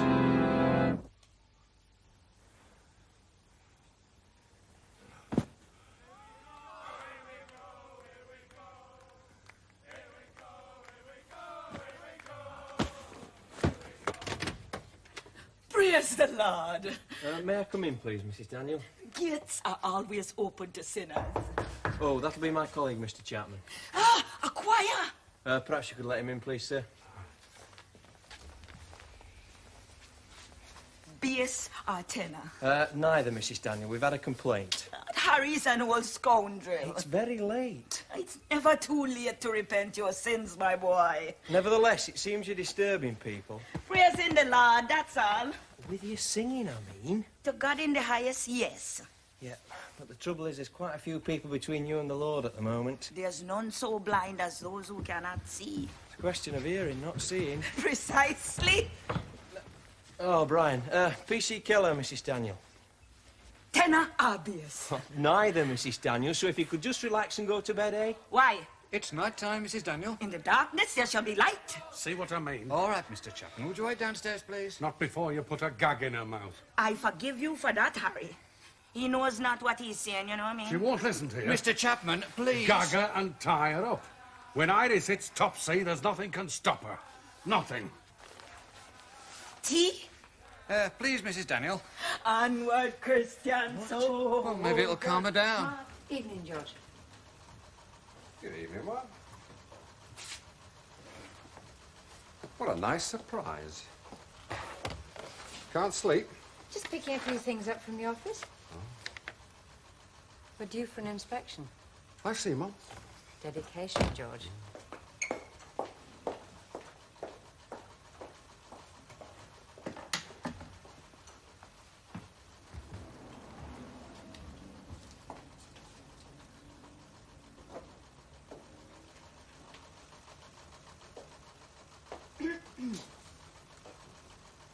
think you're being followed, Mom? Oh, worried for my safety, are we? No, your eyesight. All that reading late at night. Nice of you to care. Can't be too careful with CID, Mom.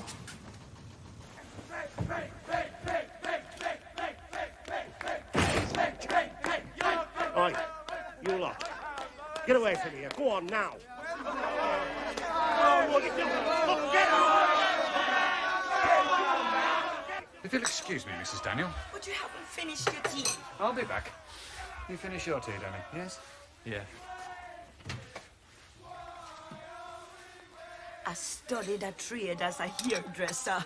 I had my own parlor in Jamaica, you know. Oh, I've never been to Jamaica. It's a very ungodly island. Well, so what brought you to Harley? The Lord.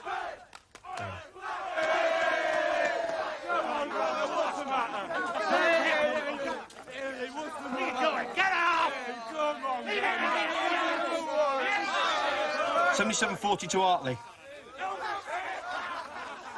Assistance required. Punch up in Raglan Street, Sarge. But I want you to sing with me.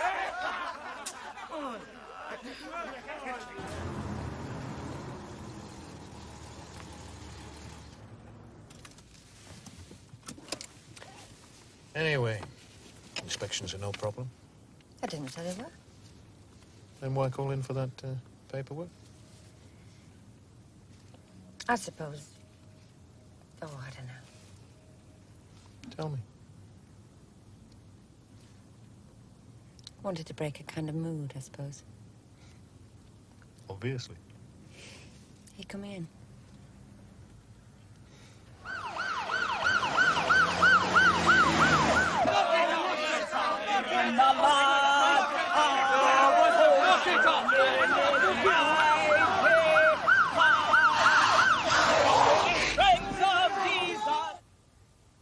All right. I called him because I suddenly felt like a teenager again. Anything. I have not been to a football match. I haven't been to a football match for years. Go with the constable, sir, please. I am going home now. Oh, no, you're not. In there, sir, What do you think you're doing? What, eh? Go on, sir. Look, You assaulted a constable, sir. What? In the police car. Then bring him back here and let him say that to my Officer face. has been called away to an accident. Then you have no reason to hold me here. Oh, yes, we have. Come on. Don't be ridiculous. Thank you for a lovely evening. Thank you.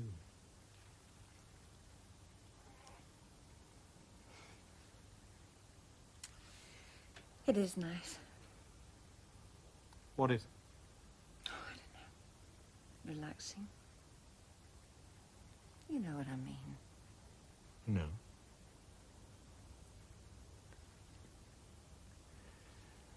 Not dwelling on the past, are we? Can't really trust it, can you? Suppose I better go. No. I think so. Oh, I've upset you. Don't be daft. I suppose I was just trying to place myself. And you're somewhere between then and now, In a way, yeah.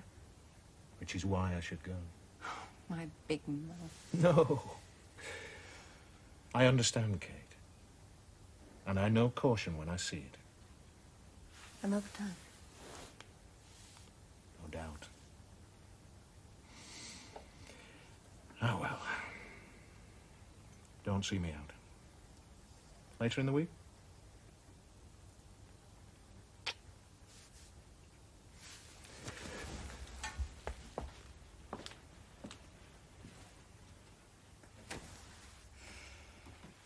Right. One ballpoint pen, one book of matches. Sign there. No. The 1 minute I'm in bed listening to songs of praise.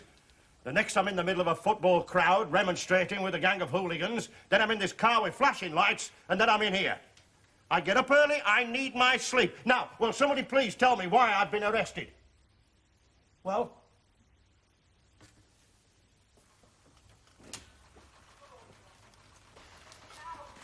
If I was to say he doesn't look as though he's been to a football match... You'd have a point, Sarge. Then how did he get here? The lads from traffic turned up. There was a bit of confusion and Bright got yanked into the car. Right. Let a guess. Where do you think he's come from? Ewood Park or Bed? Bed, Sarge, but he had a go at one of the traffic lads on the way in. Well, I want to hear it from him. He's been called away, hasn't he? A fat lot of use that is. Right. Assaulted a policeman in the execution of his duty. After he'd maybe been unlawfully arrested in the first place. Oh, come on, Sarge. Well, I'm not prepared to charge him on what we've got. We'll bail him for further inquiries. Yes.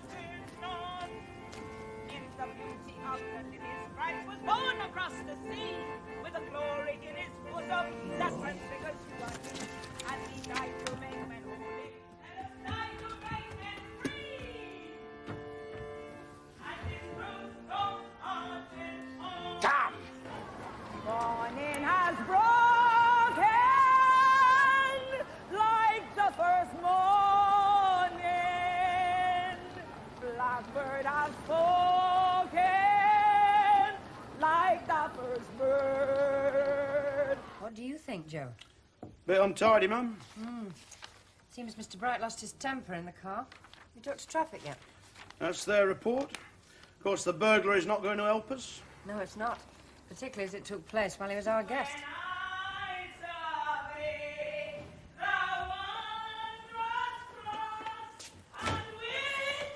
Prince of glory died. For how many pieces of silver was our Lord betrayed? 30, I believe. It's 29 to go. Pardon? I found it in the street. It belongs to this ungodly place. Could be, Mrs. Daniel, I've come to change your life. That's taking on a lot, Mrs. Daniel. What was done in the lion's den can be done here. I'll start in there. There are no lines in there, Mrs. Daniel. No, there's no one here. Come along, love. Enemies of the Lord are causing difficulties everywhere. Mrs. Daniel. You realize what a wonderful thing it is to be free from sin? You're in the wrong place for that, love. Hello? Hello? Who's speaking, please? Come along, Mrs. Daniel. There's no one there. I'm here, my brother, by your side. Put him down. Come on, come through to my office. Anywhere I can preach the message.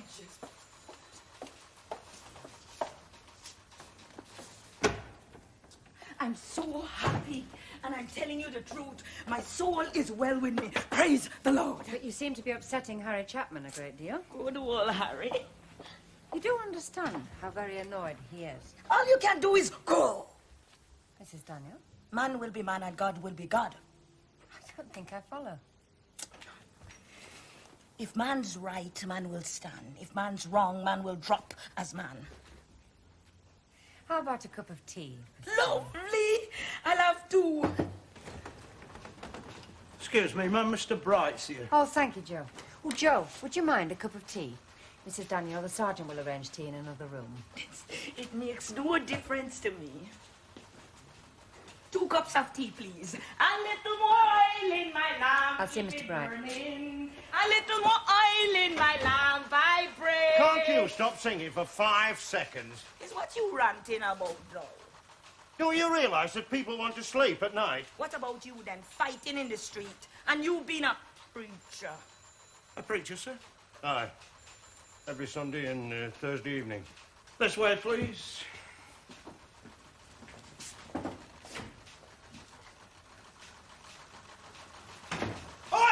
Hello, who's out there? Have you seen the word? Come on, Calling our Anthony. cards! What are you A doing? little more oil in my lamp, keep it burning! Just A calm little down, will you? You traveling at 20 miles an hour, you can't see. A little more oil in my lamp. I pray. A little more oil in my lamp. Keep it burning. I've taken your complaint, Mr. Bright. It'll be forwarded to headquarters and an officer will be appointed to look into the matter. You realise I'm being calm and as charitable as possible? I appreciate that. I don't think I'm not aware of what's happening. Mr. Bright? You lot closing ranks, the great mutual benefit society, looking after your own. Your complaint will be thoroughly investigated, Mr. Bright. Blunt assurances, not good enough. It's a set and proper procedure. Well, we'll see what my solicitor has to say, shall we? And I expect we shall be hearing from you again. Oh, yes. Yes. And then there's me ulcer, you see. Yes, And if I don't get me sleep, me ulcer plays up. like being in the wilderness.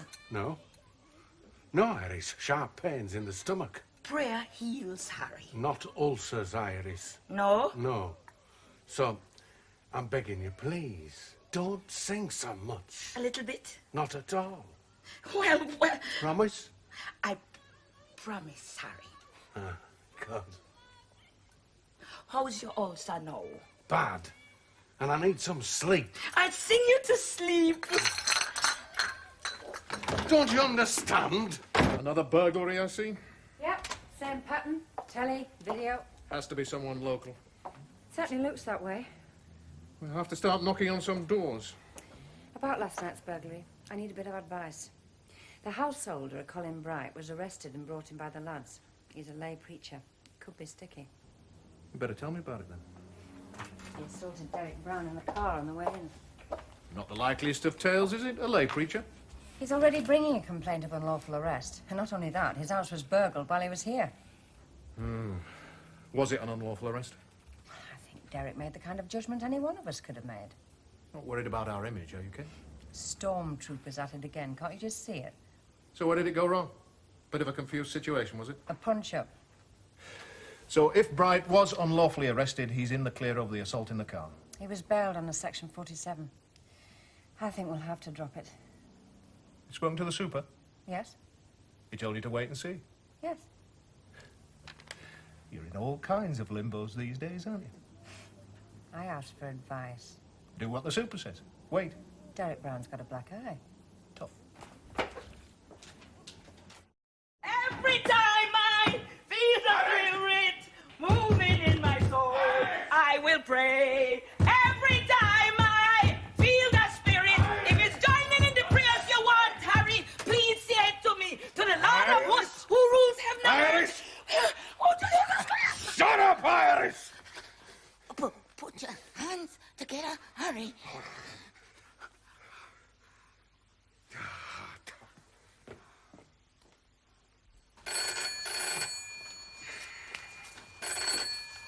Out the police. Is that you, Mr. Chapman? Are you all right? No, you sound as if you're choking. Yes, yes, go on, I'll listen.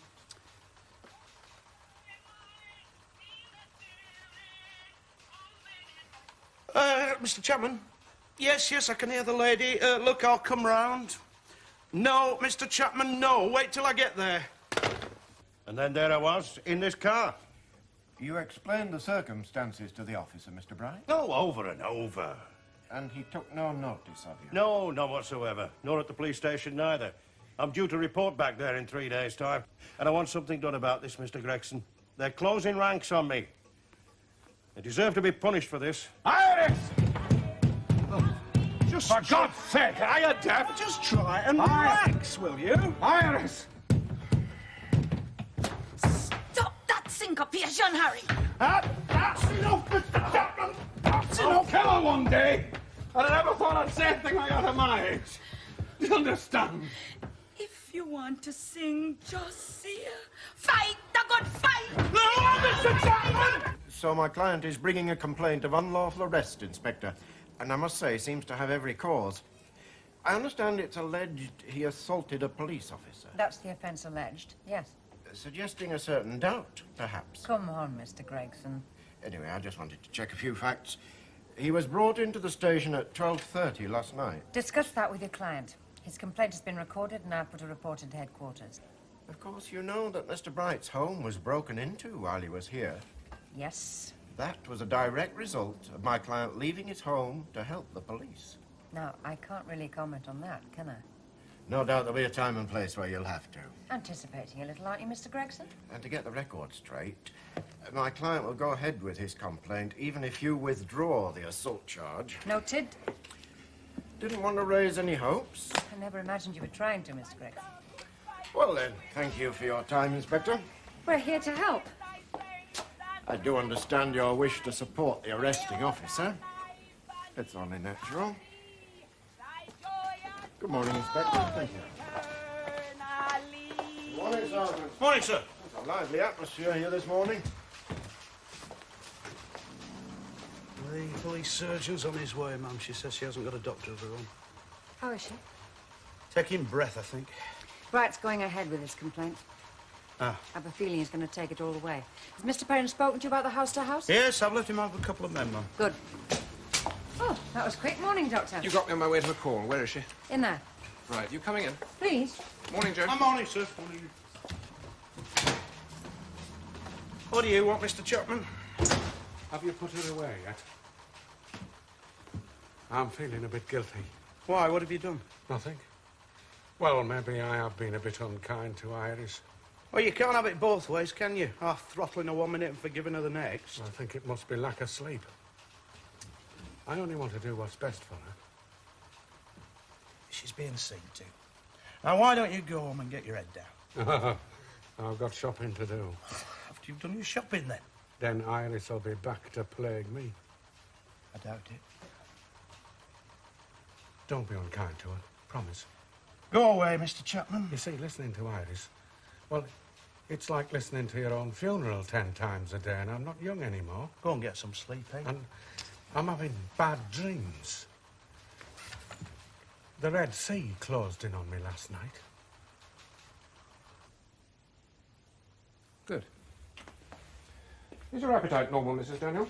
Yes, why am I here? The inspector can tell you that. You seem to be upsetting Mr. Chapman. Harry? Never. Do you sometimes feel sad? Sometimes. Very sad? Never. And I'm telling you the truth. My soul is well with me. Praise to the Lord.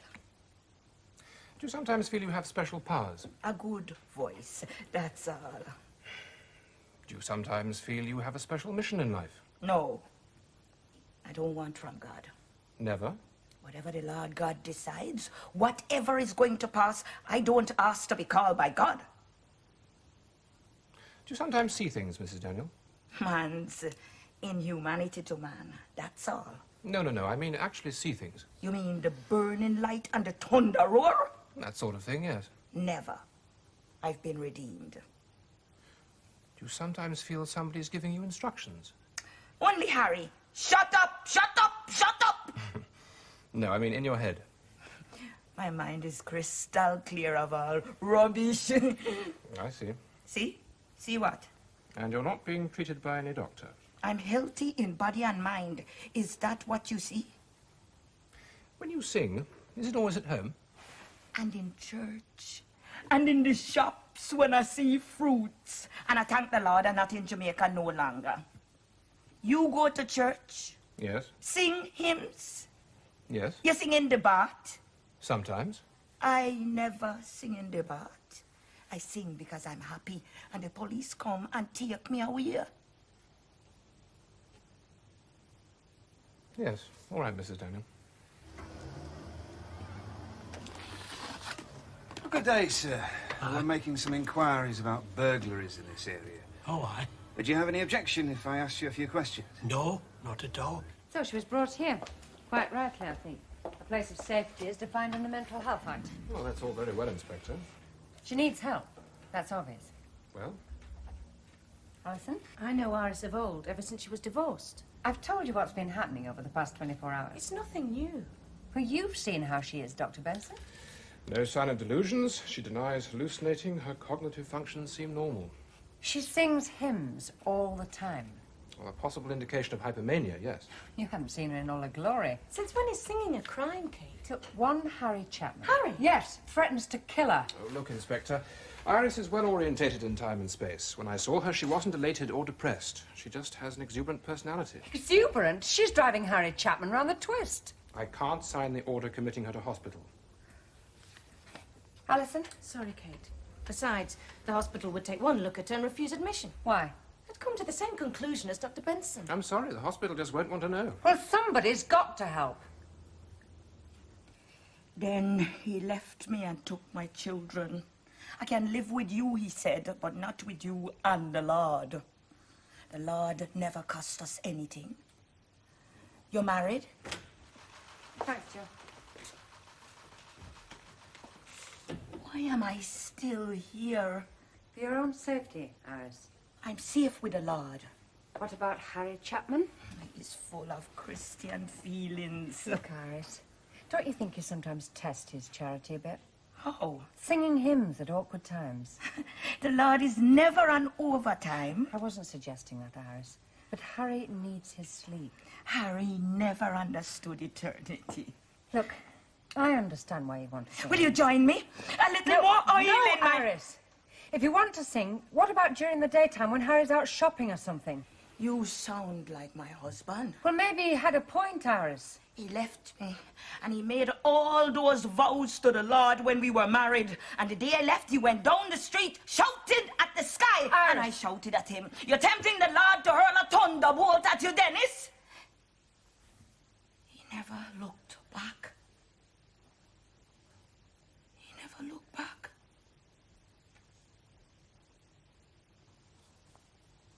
You're going to send me to hospital?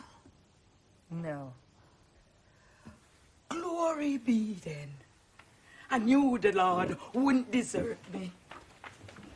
I'm not going to hospital. I'm not going to hospital. Where are you going, Mrs. Daniels? To see if Harry is all right. He's got an ulcer. I'm not going to hospital. The Lord doesn't want to know tonight, Iris.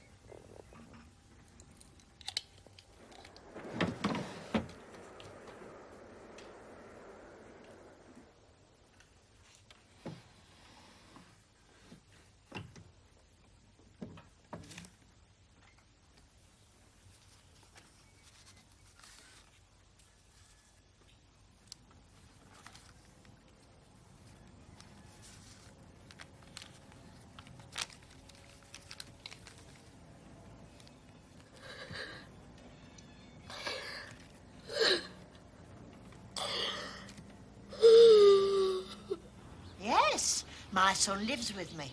Where does he work, Mrs. Tompkins? Why are you here? We're looking into a matter and we're going round asking everybody in the street a few questions. What questions? Does your son go out much?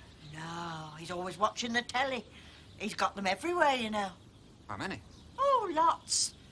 Bargains. Danny? So he doesn't go out much then, Mrs. Tompkins? Oh, for his walks. My television's in here. He's got one in his bedroom, and there's one in the bathroom. In the bathroom, Mrs. Tompkins? He spends hours in the bathroom, reading, I think. He's bought some new magazines. He won't show them to me. I've never seen a telly in a bathroom. Oh, he unplugs it when he has a bath. It's a steam, you know. Yeah, very wise. Could we see it? Yes. I'll show you his stuffed birds, if you like. In ever such nice cases. Does he keep them in the bathroom? No, in my bedroom, with the electric drills. The lads say the place is a real Aladdin's cave, Mom. His mum thinks he's in the bargain business. It's the idea there, and Brian and Danny are giving him a hand. Right, the police. Yes, sir? Yes. Yeah, we'll send someone round. Oh, Iris, Mum. Just singing in the supermarket, no? Call Brian and Danny. Tell them to get over there. CID can manage. Excuse I'll be with you in a moment. Steal away to Jesus. Hallelujah now. Steal away home. Ah, my police choir. Hello, Iris. Sing with me. Let's go outside, love. Yes, I better echo in here. Outside is better, Iris. Why are you whispering? Aren't you joyful? we sing here. Look, why don't you Steal come away. outside and teach us the words? The words are easy. Listen. Steal away. I said, steal away. I said, steal away to Jesus. I said, steal away. Take your soul now. Steal away. Bread of life, no. Steal away to Jesus. Stop it, please. Can't you see? I'm feeding the multitude.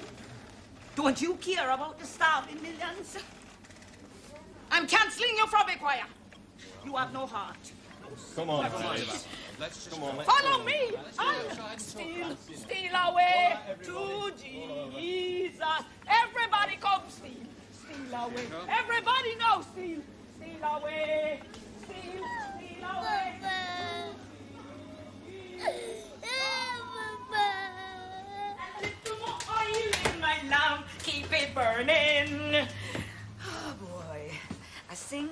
police come and take me away. Is that justice? If you go in there, madam. Madam? Is who you talking to? Please, Danny. Come on, Iris. This boy has all the makings of a sinner. That's what I keep telling him. Iris. Ask properly. Please, Iris. Yes, for you I'll go anywhere. Mary, interview room, please. Wow. It's what they call an interesting afternoon you're having. She's lovely. Boss won't think so. No, I mean the interesting little house. Tompkins. Oh, right. You know, there was even a telly in the bathroom. Where's Iris? Back in our lap, Mum. Tell me, Brian. Well, nothing really, Mum. More of a nuisance than anything else. People were standing, staring, giggling, you know, but there was a bit of confusion. The manager was very understanding. Charge her. Come again, Mum? Charge Iris. If no one else is going to take any notice of me, the courts will have to charge her. What with? Criminal damage, conduct likely, whatever's appropriate. Does the boss want a second complaint of unlawful arrest on her hands? Been a bit heavy-handed, didn't she, Sarge? Well, Iris, I'm afraid we're going to charge you. Charge me? What do you mean, charge me? With conduct likely to cause a breach of the peace. What peace? You've never been in a supermarket. There was no peace. Nevertheless, Iris, you were in that shop and you were singing. Bringing peace, not breaching it. I'm not resentful. About what? About you not understanding. Did you know the Lord is my shepherd? He is my shepherd. I know, Iris. You're going to charge the Lord? No. Well, if you charge me, you charge him. Go ahead if you want thunderbolts in this room. All I have is my singing and my praising. No, Iris. Harry won't hurt me. He's not my husband. Your husband hurt you? Yes, a lot. It's a comfort to sing. Come, join me in some praising. No. A little more iron in my Iris. life. I've got so much to give. I know. I know where to give it.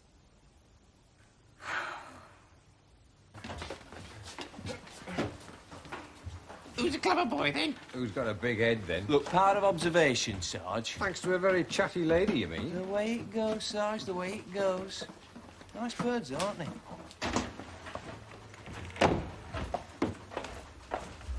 All right, Brian, go and charge her. Are you sure, Mum? Yes. Inspector Longton. What is it?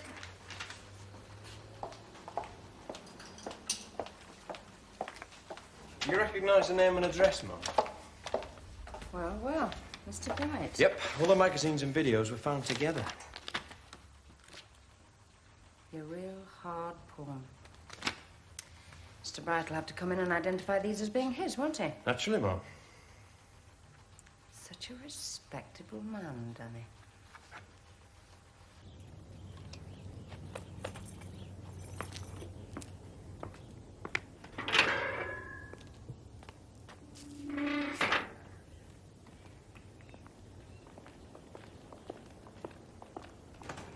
Magistrate's clerk, Mum. Ah, Mr. Patton. Thank you. hello. Thanks Hello. for popping in.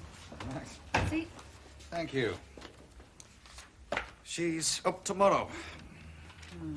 One of those cases you want to talk about, is it? Unless something is done, Mrs. Daniel is going to be back on my doorstep for the foreseeable future. She's making an awful nuisance of herself. The medical profession won't help? They don't see it my way. I don't really approve of the court being used like this, you know. But you take my point. Hmm. If the case is adjourned for social and psychiatric reports, Mrs. Daniel will still go on singing in supermarkets. I know the problem. We've had them before. Can't you help? The magistrates will be sympathetic, no doubt. This lady needs attention now. Is a court order the only way out? In my opinion, yes. Look, I don't want to bring this prosecution. You know that. I'll have a word. Thanks. Cruel to be kind and all that. Sad. Do your best for her, won't you? We do take on awful responsibility sometimes, you know. Somebody has to.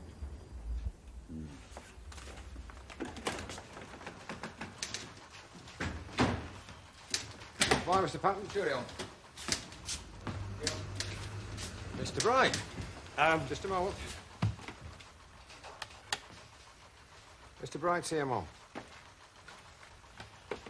I got a message about some stolen property. Mr. Bright, come through, will you? We just wanted to check whether any of this belonged to you. No, I don't think so. Look carefully, please. This envelope, for instance, has your name and address on it. It has this magazine in it. Oh. How odd. In the same box as these other magazines, photographs, and this envelope with your name and address from a video company. Well, where were they found? We'll come to that later, Mr. Bright. They are yours, Mr. Bright, aren't they? You've come here to identify your possessions. It won't come out in court, will it? What, when the thief comes to trial? Who knows? If they are mine, can I take them with me? Not yet. And that television set and that video recorder. And that, I think, is all. Thank you, Inspector. You still want me to report tomorrow morning? Yes. You're very persistent, aren't you? We'll tell you then whether we're going ahead with the charge. I'm not withdrawing my complaint. I didn't suggest you were, Mr. Bright. Well, just so as you know.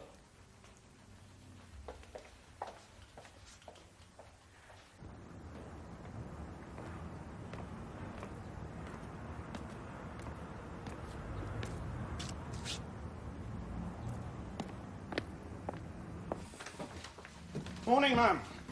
I was caught. Iris was given bail on condition she undergoes medical examination. She agreed? Yes, she's been admitted to hospital. Well, at least somebody will have to take some notice of her now. I had an aunt who was in mental hospital for years. She won't be locked away, Joe. Things have changed. Well, it's a responsibility, ma'am. My aunt didn't recognise me at all in the end. Mr. Bright's waiting to see you, and... Morning, Mr. Bright. Come through.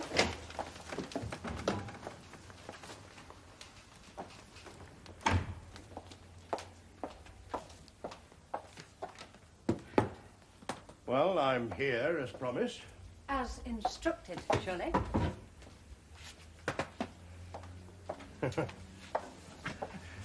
So very unfortunate. What, precisely? Well, the little matter of my arrest. May I talk about that? Well, you don't expect a discussion. Oh, no. A little conjecture might be a more accurate way of putting it. Well? Well, the nub of all this, of course, is what you might call justice. Get to the point, Mr. Bright. Yes. I'm a caring sort of person, and we both have our responsibilities to carry. But yours are owed to a much higher authority than mine. Which has its compensations, Inspector. The good Lord teaches us compassion. Come off it, Mr. Bright. Or, better still, shall we say, a little give and take? No bargains. No. Nothing so crude. Well, go on. Well, you promise me that those books and tapes will not become public knowledge, and I'll withdraw my complaint against you. Not in my gift, Mr. Bright. Your whole life must be based on compromise, surely. Possibly, but never on such little deals. Never on a kind of blackmail. Never when it's wrapped up with such insincerity and informed by such self-interest. I shall ignore what you've just said to me. You were asked to report here as a condition of your bail. Well, I now have to tell you that no action will be taken by us regarding the assault by you on one of our officers. There's your notification in writing. Oh. Well, in that case, I shall be charitable and withdraw my complaint. That's entirely up to you, Mr. Bright. In the hope that it will be of some help to you. Hope and charity in one breath, Mr. Bright. Must be all that reading you're doing. Some kind, Inspector. Merely conjecture, Mr. Bright.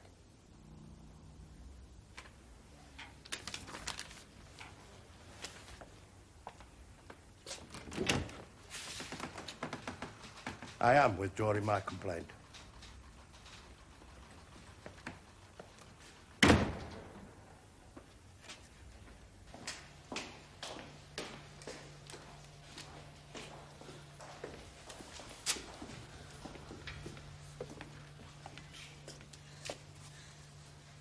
Hello, Iris.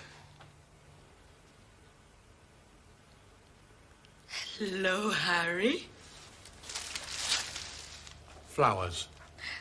Thank you. I've come to see you. They've given me some of your aspirins. They're not aspirins, Iris. They're sleeping tablets. Mine, I mean. Oh, well, they're given the little pink ones. You can have some of mine when you come home. Did I sing a lot, Harry? Sometimes. Well, the doctor says the little pink ones will help me singing. Good. He's wrong. I don't feel like singing. That's even better, Iris. Come and see the ward. Aye. I'd like that. I'm sorry, Iris. What for?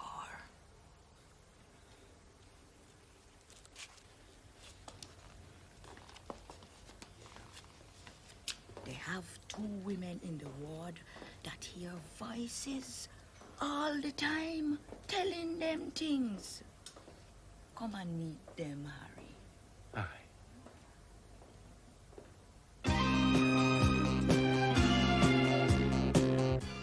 Next on Drama, we catch up with London's finest police.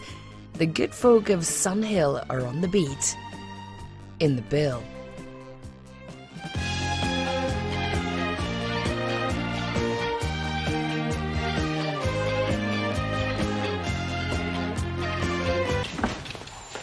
CID disposing of their undetected crimes then? 66, 64, 63. He should have gone years ago. It's Brian. Bin him. Wait, don't chuck them. Oh. Ah. Constable 8102 Beck reporting a newspaper delivery boy for riding his bike without lights. Constable 8102 Beck, report of a dangerous dog. Constable 8102... Oh, here's a biggie. Constable 8102 Beck reporting the arrest of Rosie McNeil, 56 years, for last year, £3, 19 shillings and fourpence. Property of the Electricity Board. Oh, these are bad old days we keep hearing about, Brian. It was all happening then, wasn't it? I tell you what, Danny, I think we've uncovered the records of a mole who's going to blow all our secrets to the Sunday paper as soon as he retires. How much was £3, 9 shillings and fourpence in real money, Sarge? You could both learn a lot from what's in here. These were done when coppers had to know how to write a report using proper words and sentences. Not like now. All you can do is fill up forms and put ticks in boxes, and you can't even get that right. It must have been hell then, Brian. Nothing to the hell they'll be if we're not ready when the inspection team gets here. Brian, get rid of them. Right. Not in there. I could have done that myself, outside in the bin. Right. Oh, and this. Brian. Bin, Brian. We don't want you going blind, do we? No. Hang on a minute, Brian. As Juliet cried in her Romeo's ear, Romeo, why not face the fact, my dear? Oh, no. Oh. Oh.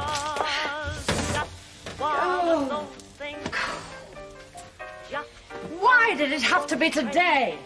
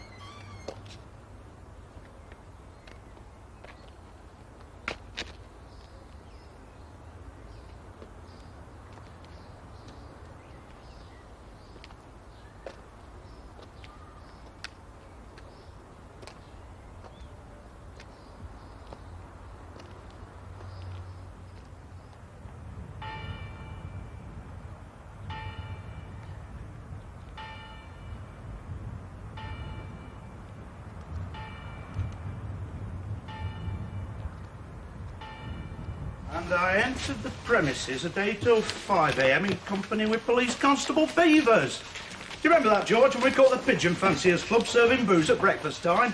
Constable Beavers? Roger? How long ago was that? Go on, how long do you think? Must be 5 years ago. August 1979. It's over 6.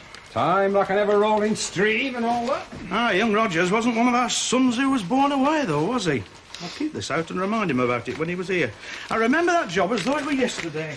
At your age, it's easier to remember something like that than what really happened yesterday. Roger, irrepressible as usual, rushes through the door in front of me. He runs slap bang into the steward who's carrying a tray full of drinks. The whole lot, 6, 7, 8 pints of ale, crashes to the floor. Steward says he was clearing up dirty glasses from the night before. There stands Roger, up to his laceholes in mild and bitter, trying to get him to admit to serving out of hours. It was awful. Well, it must have been that and a few other cock-ups like it that put the blight on his career prospects. Yeah, it's not been noticeable, has it? Well, something slowed him down. He's only made it to inspector since then. Only 2 promotions in 5 years. And look at the job he's got now. Headquarters Inspectorate. The Chief Constable's personal hit squad coming back here to check on us. Roger won't give us any problems. He's one of our team, one of our lads. Well, I'd like to think so, but I don't share your confidence, Jim. Sound as a bell, young Roger. Hey, Sarge, is Brian having me on? He says that Inspector Beaver's the guy coming with the inspectorate used to be stationed here. That's right. Be more accurate to say he passed through. He was only here about 5 minutes. Oh, so it's right then, he's only got about 6 years' service. Thereabouts. Not doing bad, has he? You see what happened with people we train? They go straight to the top. If they've got anything about them, that is. He hasn't got on as a result of what he did in Hartley, though, has he? He wormed his way onto the special course. 12 months at Brammer's, having his brains removed. Like the rest of them, he'll have come back thinking he can walk on water. Never. He's a down-to-earth young lad, is Roger. He's one of the keenest young coppers I've ever come across. Apart from yourself, that is. Oh, that goes without saying, but that was a year or 2 back. You can say that again. Well, we just better hope he's not still as keen. Not with the job he's got now. Think there might be problems then, sir? No, not Roger, not at Hartley. Never you mind, not Roger, not at Hartley. He might just think he's got a point to prove, or even a few old scores to settle. We've nothing to worry about, I tell you. Danny, give me your pocketbook. Any inspections like sitting on a time bomb, not knowing when it's going to go off.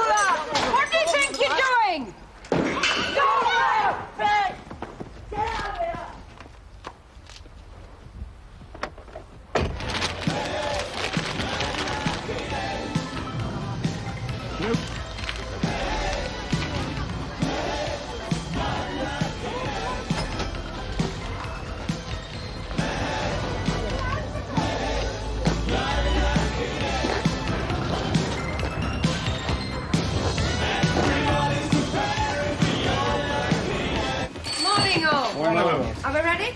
Ready as we'll ever be. Anything during the night? Nothing at all. Good. Sarge, missing from home report. Ecklington House, you know, the old folks home. Apparently one of their old men has gone missing earlier this morning. Daniel. Sarge. On your way to your area, call it Ecklington House. Report of a missing from home. Right, Sarge. Johnny? Yes, Mum? What do you want? Valium. Missing from home, ma'am. Ecklington House. One of their inmates has wandered off. Old Fred Prosser. Do you remember him, George? Used to run the fruit shop. That's the one, yes. He must be getting on a bit now. Hey, don't come back to the station till you're told to. Right, Mum. I hear the chief's got the bright idea of picking on any young officer he happens across and having an informal chat with him. So let's keep him and Danny Sparks as far away from each other as possible. 3 promising careers depending on Sparks' discretion. The mind boggles. Can't we send him on leave? Put him off sick till the chief's been and gone. I've also heard a whisper that the inspection team has taken to arriving ahead of schedule. They've caught 1 or 2 out, so let's be all about. The chief's due here at 12 noon, and he's DHQ for lunch, so he obviously isn't planning to be here very long. Are you going to the lunch, ma'am? Of course. There's no show without punch. Oh, Judy.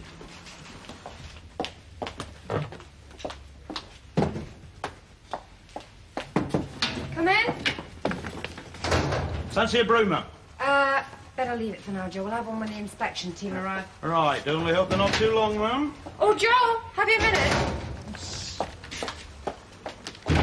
Pocketbooks checked, Yes, all of them, ma'am. including yours and George's. You signed them yesterday, But ma'am. are they made up for today? Mine is. Mention it to George, would you? Property store. That's your department, isn't it? Checked it thoroughly yesterday, ma'am. Managed to balance the incoming and outgoing records exactly. Oh, well done. No watches missing. Not this time, ma'am. Managed to keep Mr. Perrin away. Come in.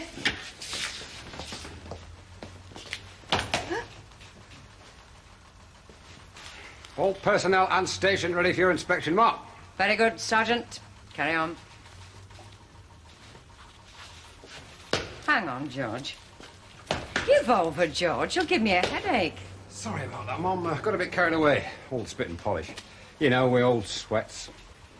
Made you think back to Gallipoli, did it? At least I didn't have to hide down a hole in the ground to get out of serving my queen and country. Come on, let's not have a rerun of all our yesterdays. Now, radio discipline. Yeah, I made a special point of it at parades, Mum. Correct procedures at all times. Good. Now, as I was saying, keep as many staff as possible out of the station. Particularly PC Spark. Particularly PC Sparks. Right. Right. Right. Oh, George, have you seen CID this morning?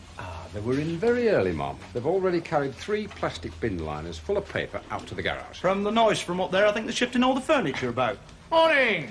Hi, sir. Morning. Thank you, Joe. George. Hope I find everyone on their toes.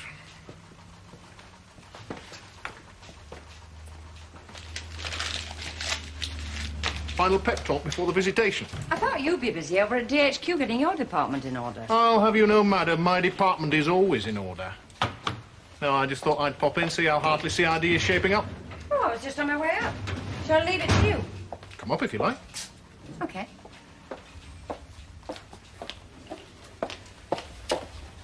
No problems. None that I know of. Are there any I don't? I shouldn't think so. So? I just wondered if there was anything. Thanks for the thought. But I think we can cope. Tiger! Tiger!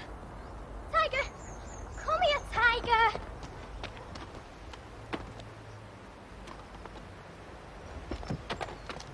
Tiger!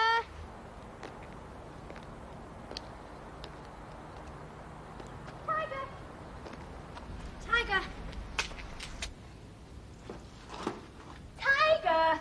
Come here, can't you read?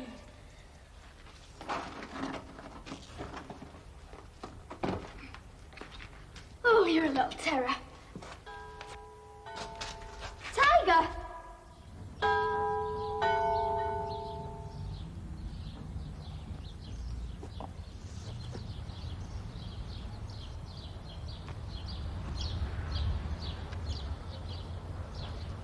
Hey, love. Why did you have to leave me? Why did you have to leave me?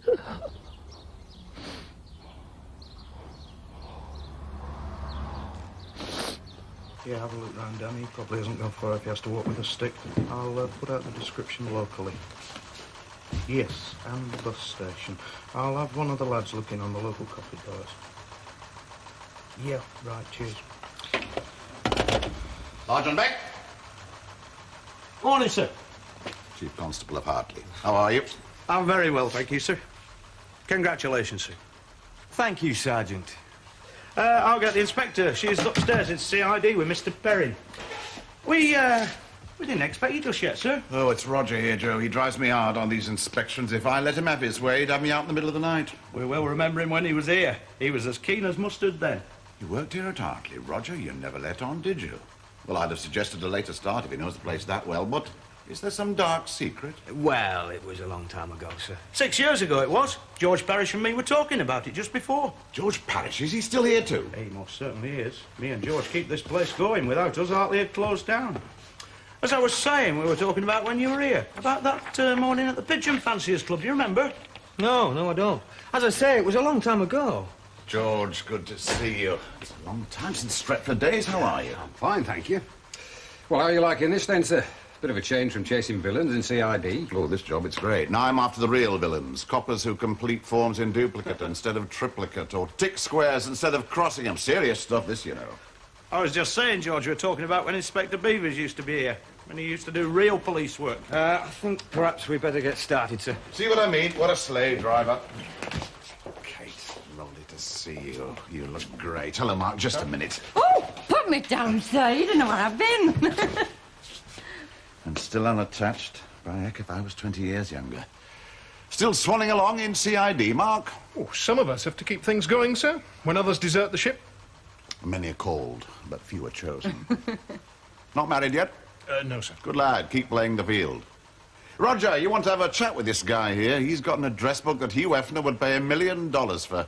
How's, what's her name?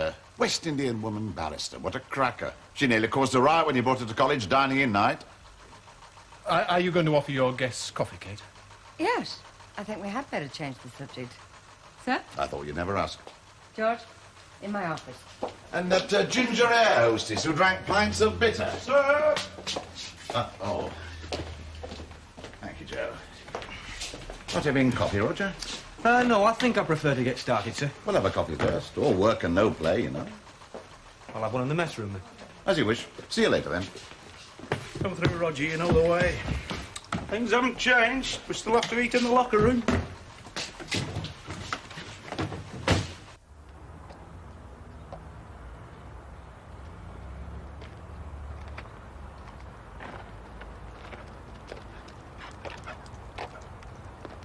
As I was saying, I was telling George about that morning at the Pigeon Fanciers Club. Oh, you got it wrong. It wasn't me. Yeah. You remember the club in Dover Street? You banged into the steward and slopped all the evidence over the floor. I tell you, it wasn't me. Yes, it was, Roger. You knocked that tray of drinks out of his hand. No, not me. What? Can't speak, can't lie. Yeah, Joe. It's long past and gone. Tea? Thank you, Sergeant. Well, you've done very well for yourself, haven't you, since you left us? I suppose it could be said that I've been lucky. By some people, anyway. It's not all luck, though, is it? No, I don't think so. That's what some people think. Well, luck doesn't enter into it. You got a place on the special course. After 12 months, you come out as sergeant. A year later, you get made inspector. It's automatic once you get on the course. It's not quite as simple as you make it sound. Well, I always thought it was. There's a lot of competition to get onto that course, and then you've got to pass it, which I did with top marks. I got an excellent report from a year as sergeant, which got me the next rank. I've worked damned hard for what I've got. Well, it's obvious things haven't changed much around here in the last 6 years. No, not much, no. I suppose if that's what you're prepared to settle for. It's a lot busier than it was when you were here. Even Hartley has to creep into the 1980s, I suppose. There are some weeks you get as many as 2 prisoners in here, are there? Oh, you'll see for yourself when you check the charge sheets. You know, I would have thought the chief would have put a man in here when Jean Darby left. Give you a break from petticoat government. Put the station together as well. How would it suit you to come back here in charge? Back here? You got to be joking. I'm not looking for a dead-end backwater job like this. I'd rather be where I am. In the centre of things, where the action is. Action in headquarters? That's where the policies are made. It's Fantasy Island. It's nothing remotely to do with real police work. Real police work, as you put it, takes many forms. So does headquarters. Pardon? You said real police work takes many forms. What I said was so does headquarters. Take many forms. And us out here have to fill them up. And some of them are pretty nonsensical too. I'd like to know who dreams them up. My department, mostly. You know, we don't ask for any information that isn't absolutely necessary. You could have fooled me. All those forms are very important. That is, if they are completed correctly, which doesn't happen often. I don't believe this, I really don't. Now he's spouting the gospel according to headquarters. This can't be the young Roger Beavers we once knew, who we wet-nursed through his probation, who we used to keep on a chain to stop him locking up anything that moved, who used to be a real policeman. You're absolutely right, Sergeant Beck. This is not young Roger Beavers. This is Inspector Beavers of the Headquarters Inspectorate, and I thank you to remember that.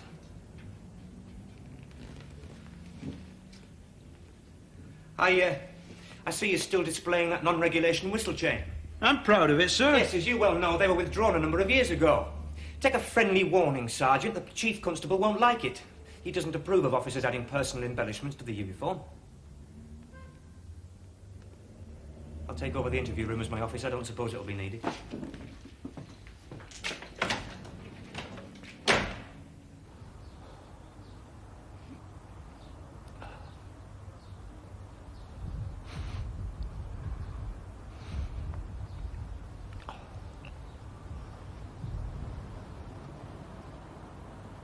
Now, Kate, I'd like to take a quick look upstairs at your CID. Yes, sir. Then, Mark, we can go over to DHQ and give your department once over. Perhaps Mark would like to come up to CID with us now, sir. Oh, by all means, of course. Sorry, Mark. Mark? Oh, if you're sure I'm not going to be in the way.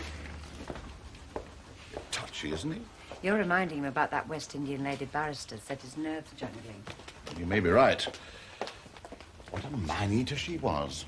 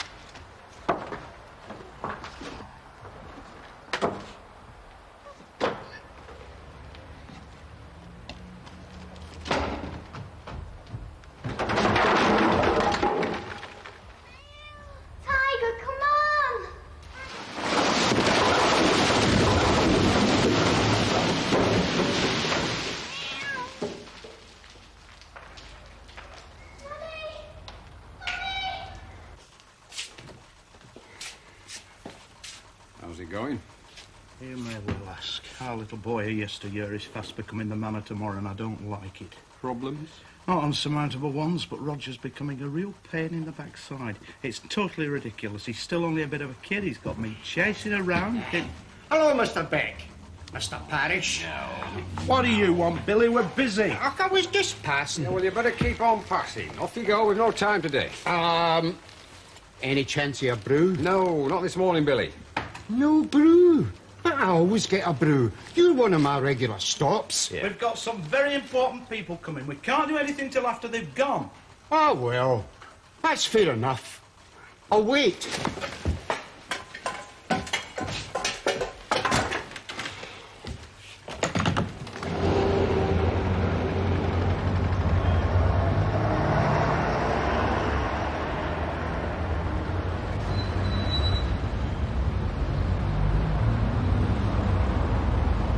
No, they'll be here a long time. You cannot wait. Oh, I don't mind. I've nothing special on, honest. You can't wait here, Billy. 499 to Hartley. Test call. That's it, they're here. Come along, Billy. Oh, wait a minute. No, see today, Billy. I was aligning you two. I forgot the cops in the boss's office. Ah! You said there was no brew. Come along, Billy. Billy, come on. Oh, wait a minute, Mr. Beck. You're not going to put me out, are you? Look, well, get yourself some little tea bar down the road, eh? Oh, thanks a lot, Mr. Beck. Thanks a million. Right. Yeah. Come on, Billy, come on. Get out, Billy. See you next time I'm passing. Get rid of him. No problem. Chief will be in about 3 minutes, man. Oh, right. Early warning system still functioning then, Joe? PC blocks to Hartley, test call. Acts like a starting pistol. Mark, I think while I'm here, I'd like to take a look at CID vehicle. In the garage, sir. Ah, I thought so. Let's get out of the way while God arrives, then over to DHQ. Fine, sir. See you at lunch, Kate. Right, sir.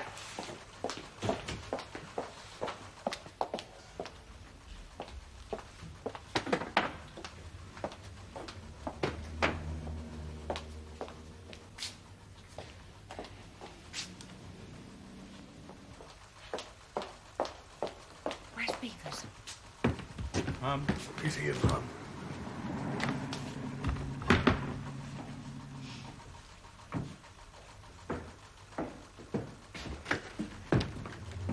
Inspector Longton, how are you? Very well, thank you, sir. Welcome to Hartley. Thank you very much. Carry on, please. Don't let me interfere with your work. Sergeant Beck, sir? Yes, of course. Morning, Sergeant. Morning, sir. Still wearing the old whistle chain, I see? Wouldn't like to part with it, sir. No, of course not. You could tell a few tales, shared a few experiences. Yes, sir. Before we had radios, got me out of a few tricky situations, sir. Yes, I'm sure.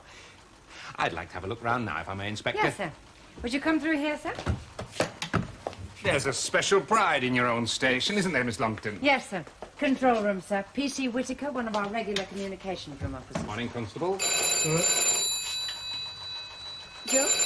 Excuse me, please, sir.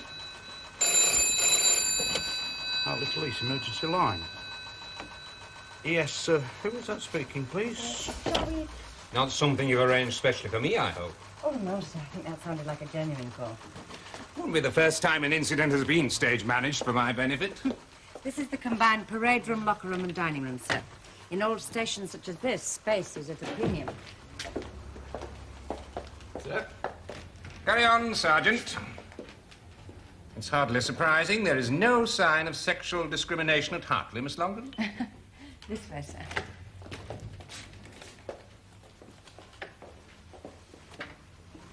The informant is a Mr. Riley. He'll meet you there, understood?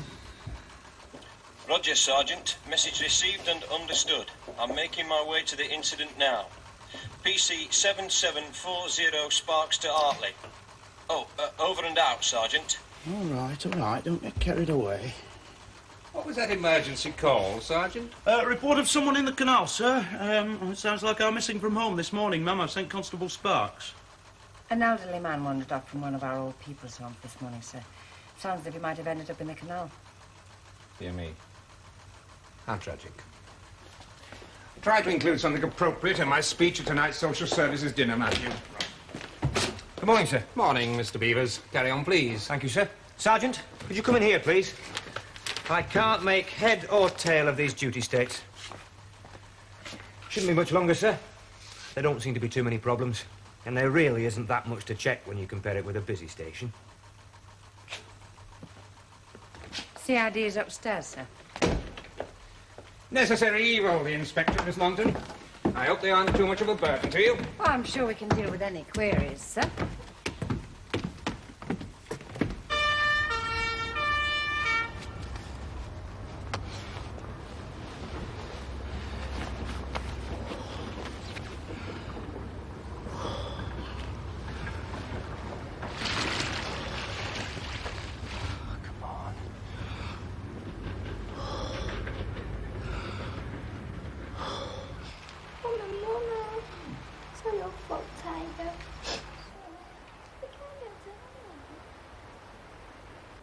I don't know what's got into him.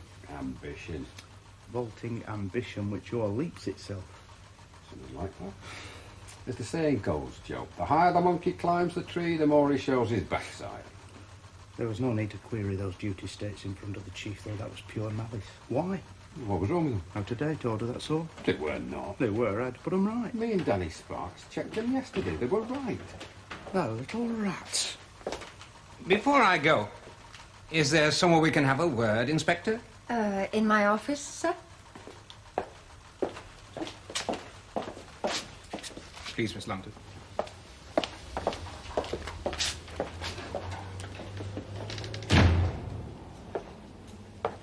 Very nice. Much more homely than that showplace of mine at headquarters.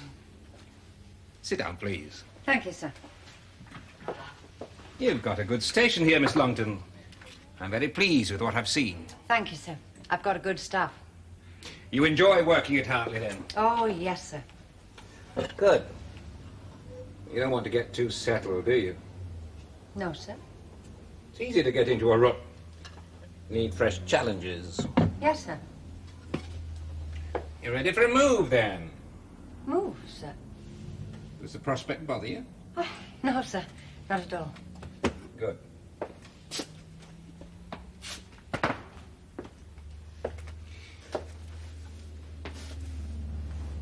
There's going to be some pretty sweeping changes in the next few months. Police and Criminal Evidence Act on January the 1st. Whole new ball game. Yes, sir. My organisation department tell me I must take a close look at the viability of our small, older stations. It's possible. Some may go. Hartley, sir. It's one that will be under review. Hope it won't be decided to close us down, sir. Sentimental, Inspector? Not unduly, but this has been a police station for over 100 years. Till 1948, Hartley had its own borough force. The locals will be very upset. I know, but I'm bombarded with such expressions as viability, efficient resource utilisation, efficiency maximisation. County Hall seem to have little regard for what I'm sure they'd call identity preservation. It's time they took account of how ordinary ratepayers feel. If I didn't know better, I might mistake that for a political comment. I'm sorry, sir. I lose patience with the assorted amateurs who form committees to try to tell chief officers how to run their police force. I believe it's called democracy. Well, it's time there was a change. Benign dictatorship's worth a try. With a woman dictator, of course. Of course. That's the job for me when I retire. I think there'll be a job for you long before then. You said the prospect of a move didn't bother you. No, sir. I need a new chief inspector at headquarters. Juvenile Bureau. You'll be notified in the next day or two about the interview. Thank you, sir. Oh, don't let's be premature, Miss Longton. There will be others under consideration, but good luck. And thank you for showing me your station. Sir.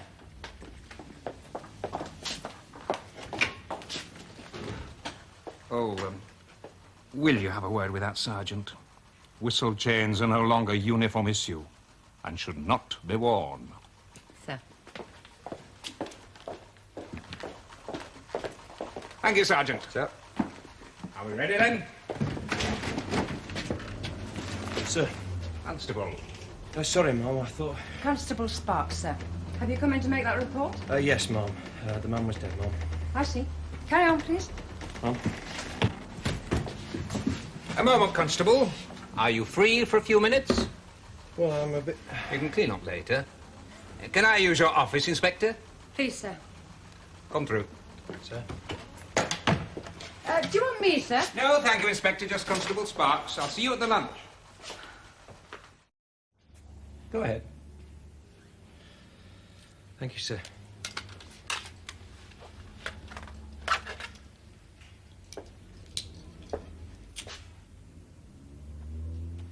Sorry.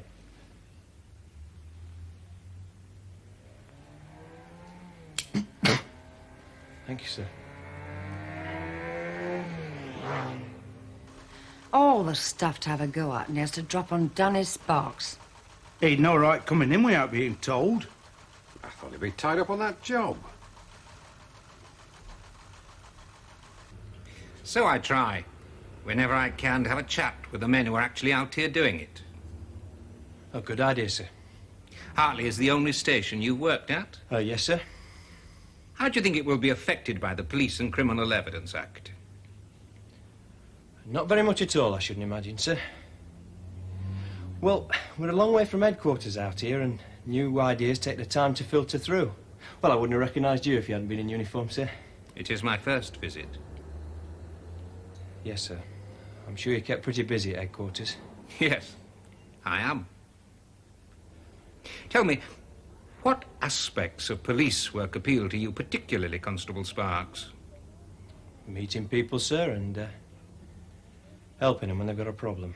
And prosecuting offenders? Oh, yes, sir, that as well. You like that, do you? Yes, sir. Well, no, sir, but it is our job to enforce the law, isn't it, sir? I prefer my officers to feel that they're upholding the law rather than enforcing it. Yes, sir. That's much better, upholding the law. I saw from the caution book that the inspector had to speak to you about your timekeeping. Have you got over that difficulty now? Oh, yes, that's no problem now, sir. That was just when Sergeant Beck was... Well, go on. Don't worry. You won't get anybody into trouble. What's said within these four walls is just between us. Well, sir, that was when Sergeant Beck was trying to give up smoking. Well, you know how it is. I've never smoked. Well, only occasionally. Anyway, he came in like a bear with a sore head one day, and I came in later. I see. Let me see your pocketbook, please. Sir.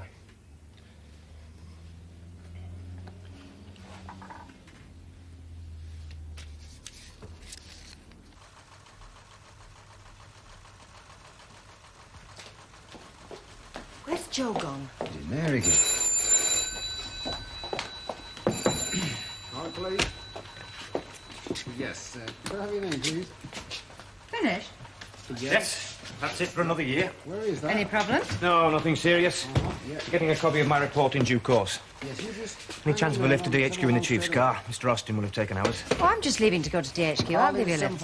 No, it's all right, Kate. I think I'll go with the Chief. Oh, can't wait to bend his ear about what a disaster area Hartley Nick is. No, it's nothing like that. That's what you think. I'll come with you. If I didn't know otherwise, I might think I'd touched a nerve there, Roger. George, I'm just leaving to go to DHQ for the lunch. I'm taking Inspector Beavers with me. Perhaps on the way I'll find out what dark deeds he's unearthed in our records. Right, Mum. I've just sent Brian Kelleher over to Low Bank Mill. Report of a young girl trapped on the second floor. Low Bank Mill? Is she injured? Well, we don't know till Brian gets there. The informant was a bit hysterical on the phone. I'll look in. It's on the way to DHQ. All right, Roger?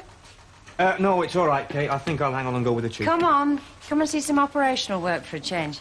You never know. You might decide you like it. On the way, you can tell me what you've been doing to upset my stuff.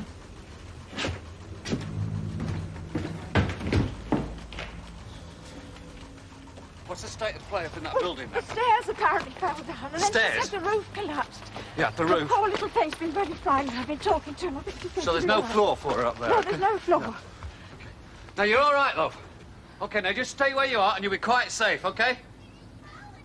Yeah, all right, now just don't move and you'll be safe, but don't move. We're going to come and get you.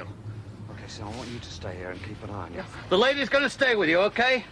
Now, I'm going to go out and call the fire brigade, right? Right. And then so you keep your eye. You'll be all right now. Everything's going to be all right now. Oh, come on, then. What else did he say? I told you, Sarge. He didn't say much. He just asked me a few questions. What about? And more important, what answers did he give? It was just general chat, you know. No, we don't know, Danny. That's why we're asking you. Why? Just as he was leaving, did he say he was glad I'd started smoking again? Just cropped up in conversation. How can that just crop up in conversation? He asked me about the new act. What about it? What about me and smoking? Look, you know how it is, Sarge. You can't remember everything that was said.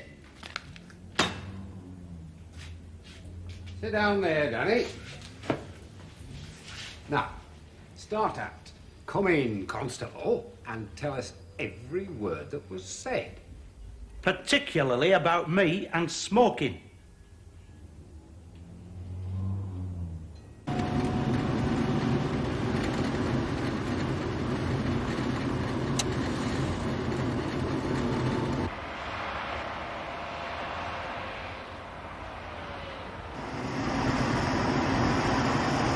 If you turn left here, you can miss those traffic signals. Low Bank Mill's up on Higher Edge Road. Yes, I know. The turn here, it'll take time.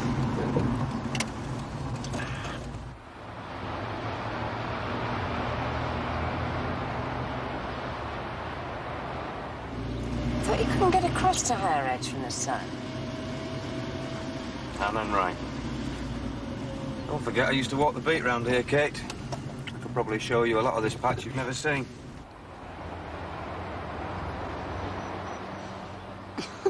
It's a dead end. I've got to admit, Roger, this is part of the patch I've never felt the need to visit. Thank you.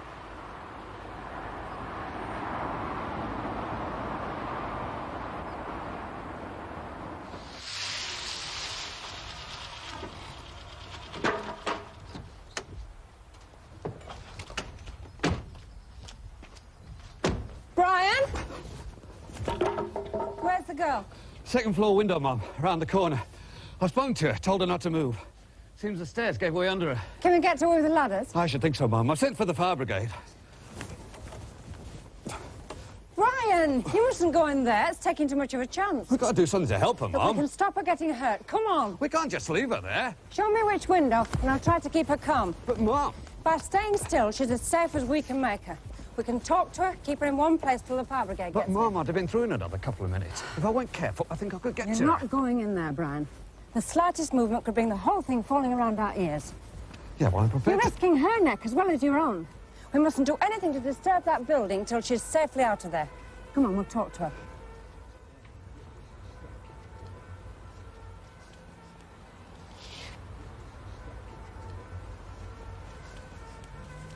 Mummy, Mummy, I want me, Mummy! You just stay right where you are and don't move, even a little bit. What's your name, love? Shirley 7, 73, Griffith Street, Hartley. Good girl. You can see a long way from up there, can't you, Shirley? Can you see the fire engine yet?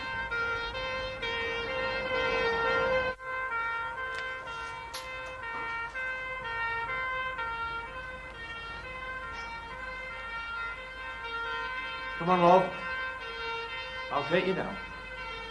Shirley! It's falling down! It's all right, love. The fire engine's here. I'll go and tell them what the situation is. Okay.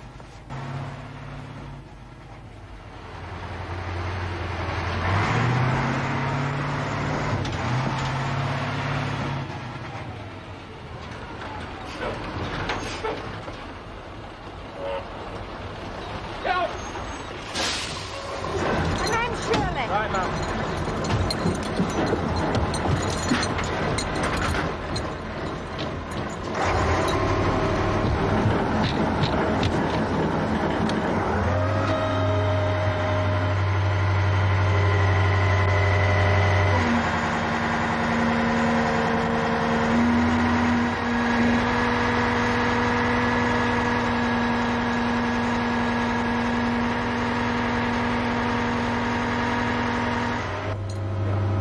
Shirley, let's be on you.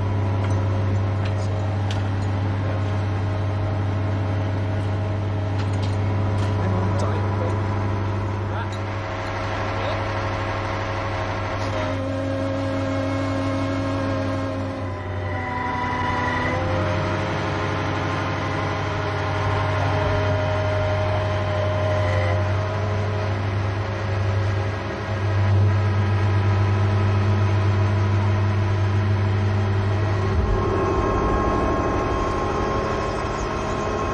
Are you okay? Come on, There you are. Thanks a lot, lads. I'll see she gets home safely. Okay. You all right, Shirley? Yes, miss. Can I have a ride in the fire engine? Well, I There you think go. we should find your mum first. Anyway, look at you. You can't have a ride in a shiny fire engine till you've had a wash. How do you fancy a ride in a police car? A real one? Yes, a real one. Great. Yeah, love. Well done, Roger. Just as you said, real police work takes many forms. I think you better let Casualty have a look at that. Brian, can you give Inspector Beavers a lift to the hospital in my car? Sure. And give me your keys. I'm going to give Shirley a ride in a proper police car. Don't I, love? This way, sir.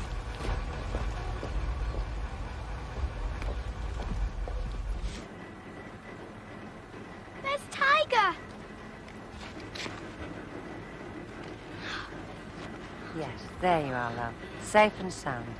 Cats can look after themselves. Come on, let's take him home.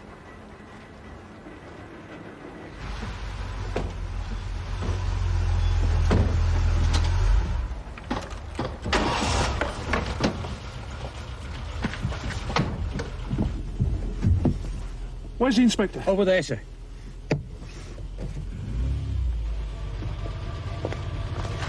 Are you all right, kid? I'm fine, thank you, Mark. Aren't we, Shirley? I'm taking Shirley home. You weren't at the lunch. And when I asked, they said you were rescuing somebody from a collapsing building. That's right. But we're all right now, aren't we, love? It's totally irresponsible, leaving a building unattended in this state. Somebody could be killed. They should be sued. Discuss it with your lady barrister friend next time you see her. Bye, Mark. Thanks for worrying. There was no need.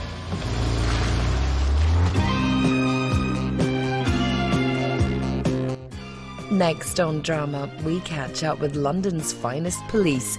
The good folk of Sun Hill are on the beat. In the bill.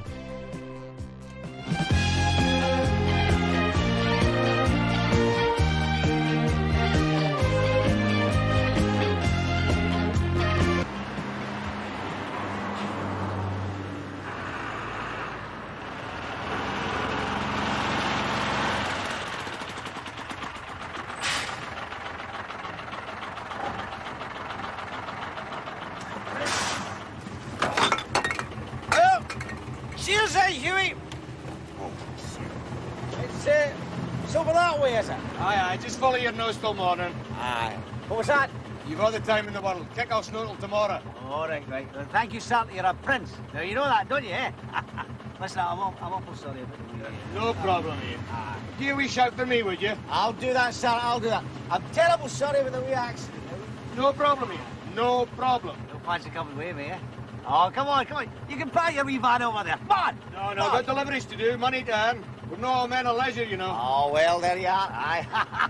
Cheerio then, Hughie. Cheerio, sir. Safe home now. Cheerio!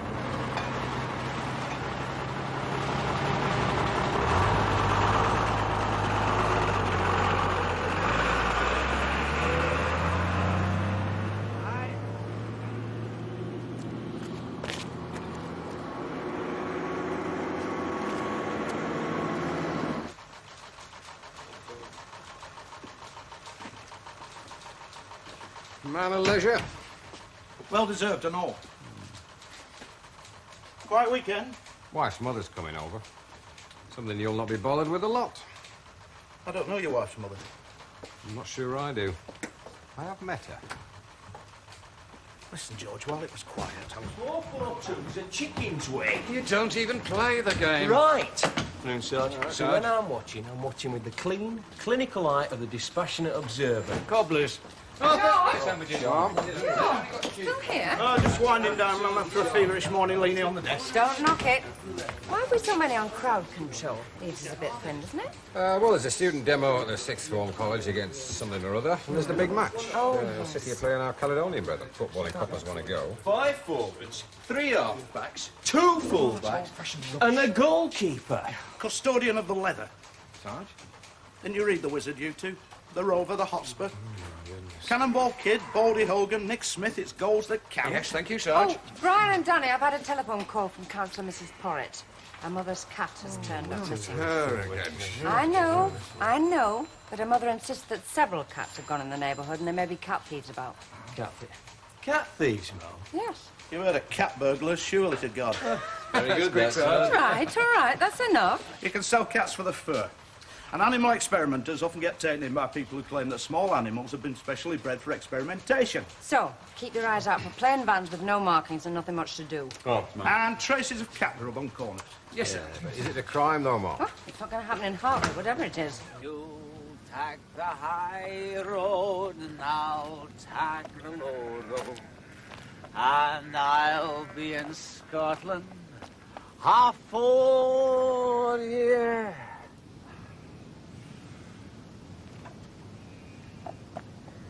Well, Warsaw the 42nd, Warsaw the Metro War, Warsaw the 42nd, sailing good.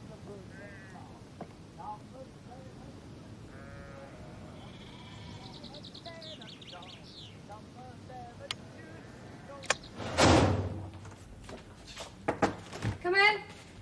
I think we can cover the demo. We can't cover the demo. No need. It's off. Oh. Well, save a bit of overtime. What? These cats. What about these cats? They're wild animals, you know. Unless they've been reduced into possession by or on behalf of another person, or possession has not since been lost or abandoned. And that's not easy to prove. In the eyes of Hartley's pet owners, they're friends, companions, and very often lifesavers. So we'll stop it, please, George. Very good, Mom.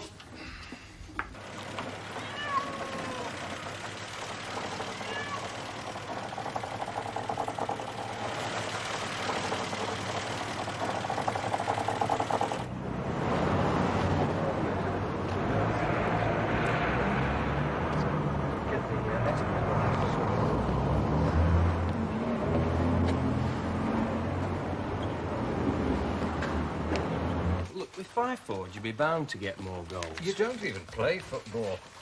Look, I don't play the piano either, Bri, but I can recognise a wrong note when I hear one. I heard your tone, Dan. Hartley Police? Yes, madam. Oh, one moment, please, madam. It's for you, Bri. Oh, Tom. Constable Kelleher. Yes, Mrs. Potts. And what kind of cat is it? What's all this mess? Ginger, yes. Demo's off. Oh, great. How about a couple of hours off tomorrow? Little Get us a brew and I'll think about it. Yeah, Dan? Yes.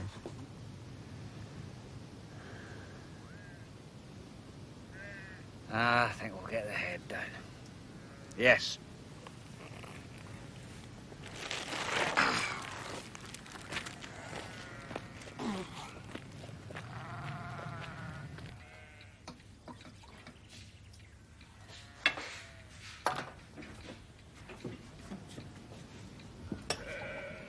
Where is she? She took some mash out back to chickens. Well, full daylight. She's nearly full grown. I can't keep a prisoner. Funny characters around. For her own good. You fuss, Arthur. I'll be right to fuss. This is my responsibility. Magpies. Get her in, Ellen. She worries me out there, the way she is. Sooner or later. Sooner or later, Arthur. All right, but just for now, get her in, will you?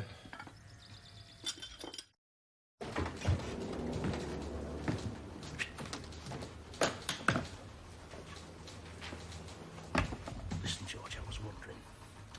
When you were wed. When I want what? Keep your voice down. George! Oh. Hello, Joe. You can't keep away, can you? Just having a word with the duty officer, ma'am. Oh, hi. Yeah, you can't keep us working coppers off the beat, eh, Joe? If I live to be 100, I will never understand men. Afternoon. Hello, sir. You're running a bit late, aren't you? I thought you were supposed Look, to be I over can't at- stop. I'll drop by later if that's all right. What time? Well, if I knew what time, I'd have told you. An idea, then? Look, it's something big. I can't talk about it. And I would like to see you later. And you can't tell me what time? No. Then don't be surprised if there's no one there. Right, Joe. George. Oh.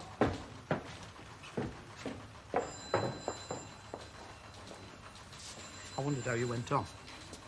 When you were wed, George, when you were wed. I don't want to blow by blow. It's just I'm a bit rusty on the form. It's been a long time since. I think you're trying to tell me something. I wish I knew what it was. What do you want? Oh, nothing, Sarge. Well, there's plenty of it about. Get yourself a bucketful and take it through the back. Yep.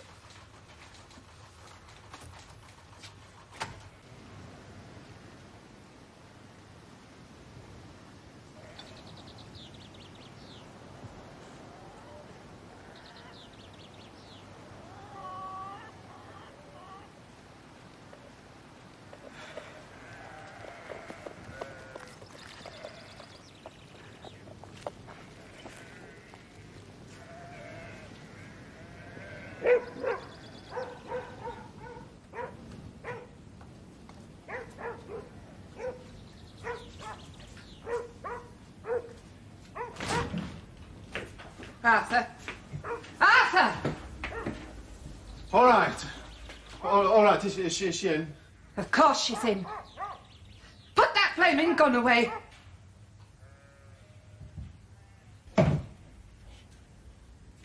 There you are, see? There you are. Now, you're much better eating corned beef than you are eating bits of me, you see? Because that'll only give you food poison. That's the way. Anyway, you don't want that blood all over that nice fur of yours, do you? There you are. Now, Black Bob, you just take that end, and I'll just cure it in here. Nice and quiet with the medicine. You'll be telling everybody, I trust. I wondered about that. Well, people might feel a little insulted if you don't tell them, Joe. You reckon? I do. The boss will be very slighted if you just let it go ahead and don't even mention it. You could be right. Do you know, was Inspector... Something on? No, sir. Was Inspector Lawton going straight home, do you know, or did she have something on? She didn't say either way. She'll possibly ring in later. Probably ring in later. Well, Is there something important? Should I get someone around there? No. Might slip by myself. Right. That's a prime example of what I'm talking about. How?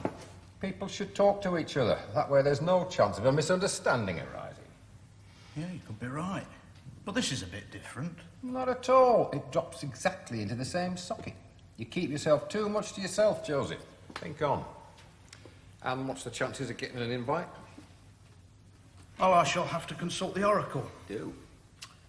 I was hoping to keep the fuss to a minimum. What? The epicentre of a wedding is fuss. The epicentre? The eye of the storm.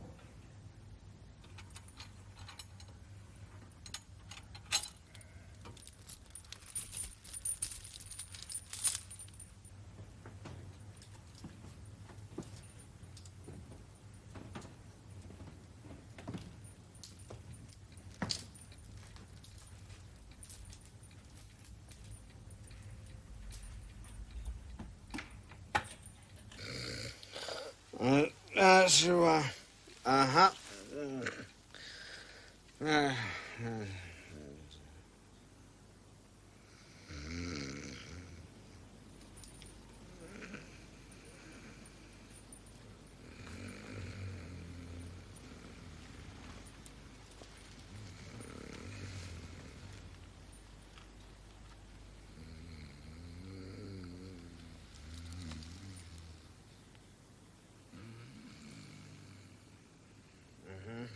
That's it.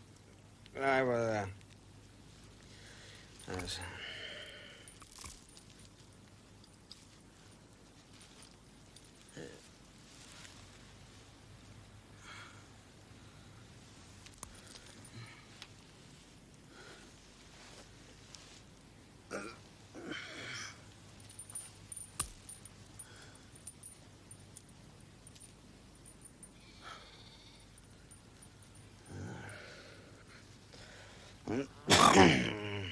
I was concerned, worried about you. But no one knew where you were. I knew where I was. I did say I might pop round. Ah, Did you not think it worthwhile letting me know where you were? no. Where were you? I was out, Mark. Oh. Yes. Look, I needed to talk to you. And I needed to be out. To assert your precious independence, I suppose. Yes. And you're half right, as usual. My independence is precious to me, but I don't use it as a weapon against you. Oh, no, you just sail off out knowing that I want to see you and you don't say where you're going. Look, maybe it's time to stop and talk a little. Talk about what? About where our relationship's going. Oh. Well, don't run away from it. I haven't time. I've got an early start. I just called round to see... Where I'd been? Yes. Well, we've got to talk about it sometime. Morning. I think you're right. I'd be pig sick if I wasn't. Saturday morning at that. About telling them. Oh, good. Good lad. Retailing the good news. Uh-huh. And I've got news for you. Yeah. Give us a hand if you don't mind with the formalities. Oh, no bother. Glad to. Thanks, I appreciate it. What's first, do you reckon? Well, I've been provided with this checklist, which should help quite a bit. Morning, each. Morning, Mom. You're spending a lot of time huddled together, you two. Nothing sinister going on, I hope. Mr. Perrin was looking for you, Mom, last night. And? Nothing, Mom. Just wondered if, Just wondered, Mom. Don't wonder, George. Work. Yes, Mom.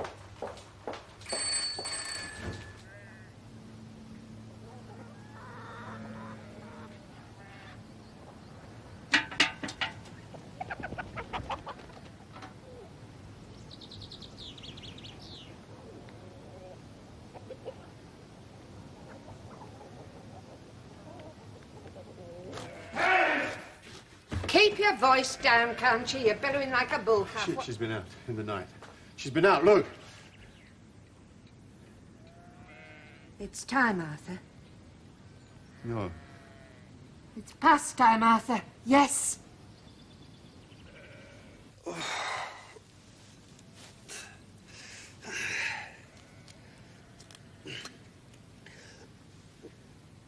no. Maybe not just for a wee while yet.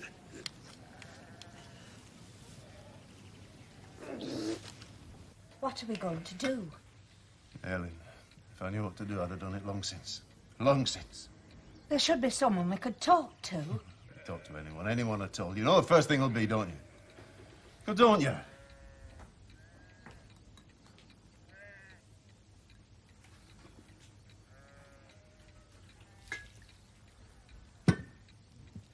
Don't worry, sis. Don't worry. They'll not get you, not now.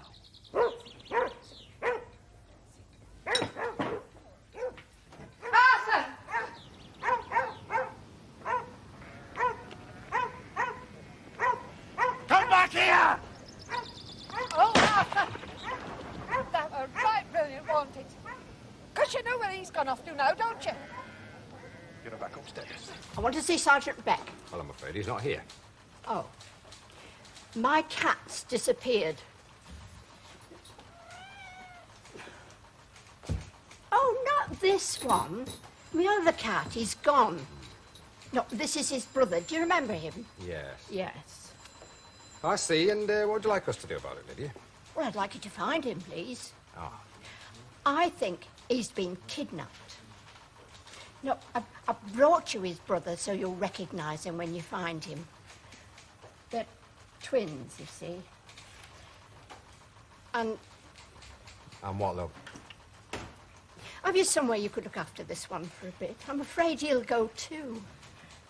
There's just the two of us now since Brian, that's his brother, went. Please. Come in. I thought you had a job on. Stuck. Busy? Well, have to be somewhere in an hour. Come on, then. I'll drop you. We can talk on the way. I mean, that's what you want to do, isn't it? Talk. Yes, I do. I think we have to. But? Yes, but it's just not very convenient at the moment. You have another appointment? Yes, One that you don't want me to drive you to? as a matter of fact, yes. Can I ring you? Of course you can. Providing you accept I may not be in.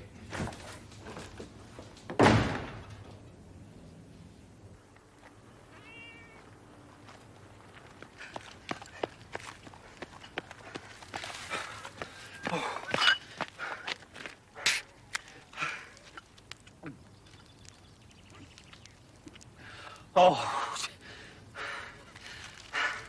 Excuse me, sir. You tell me the right road to Manchester. Manchester? Aye. Right road to Manchester? Aye. That's in Manchester City where they play the football. You're 40 miles away from Manchester. 40 miles? Aye. What time is it? About 12:30. And what day is it? Saturday.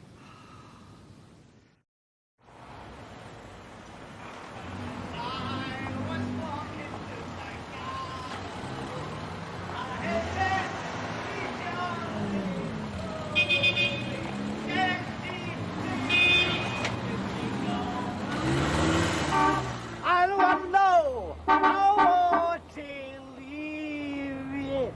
Oh, no, I want to fight a war while I come back and see. Yeah, here we go, here we go, here we go. Here we go.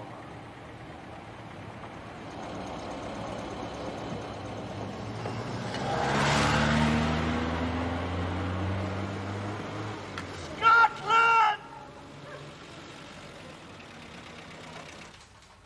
Sacred in Egypt. Cats. Ah. Sacred. Yeah. No, I never got to grips with them myself. I don't like the way they look at you. You know, as though they know something you don't. How did he get on, by the way? You know, with that... Good afternoon, gentlemen. Ian Dower at your service from the border country, as you will have guessed.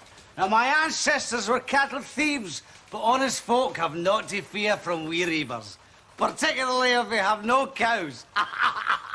Danny. Oh, Dowd, Sarge. I caught him in the high street having a corrida with all the passing cars. Ah, yes, yes. An ancient Scottish custom recently revived in Pamplona. It's called the running of the Cortinas.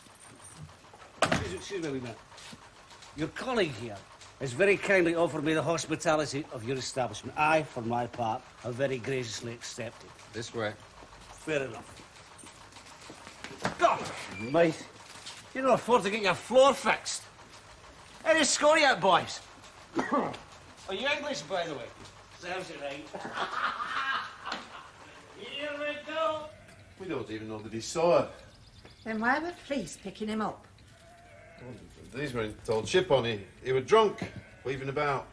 It were early morning. How were he drunk at that hour? Oh, that were wide, but there's no parsnips.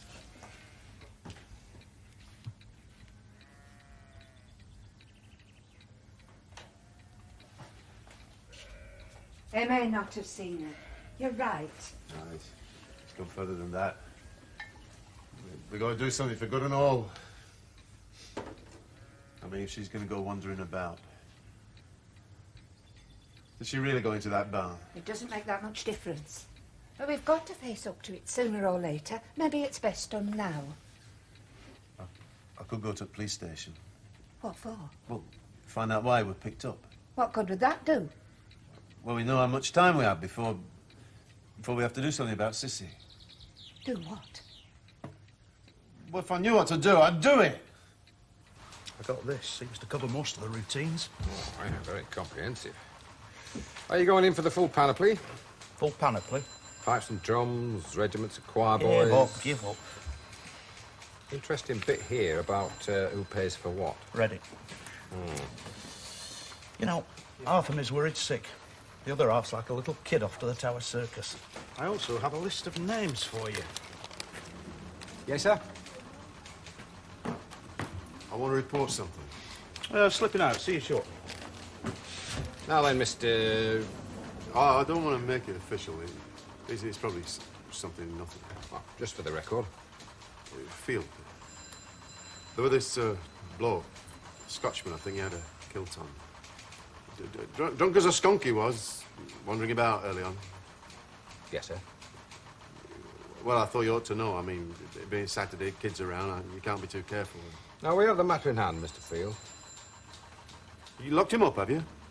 Have you some special interest in this Scotsman, Mr. Field? Inspector Longton, George. Not at the moment, sir. Just a minute, sir. I must go big going out. Will she be long? Morning, sir. Ah, George. look, we have things to talk about. I can't talk about anything at the moment. Just at the moment. Tonight, then. I can't, Mark. I booked a table at the White Crow. There's something else on. Why did you not ask me first? It's all right, it's all right. Doesn't matter. See you on Monday.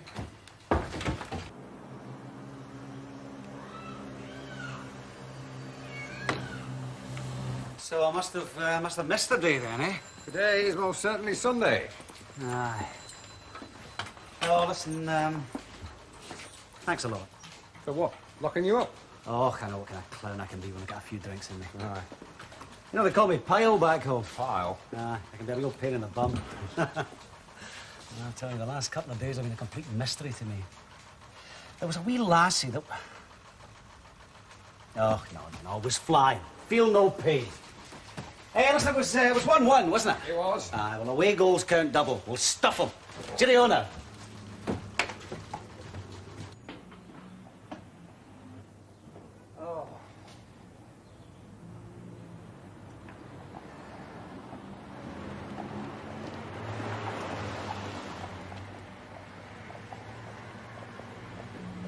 How you feeling?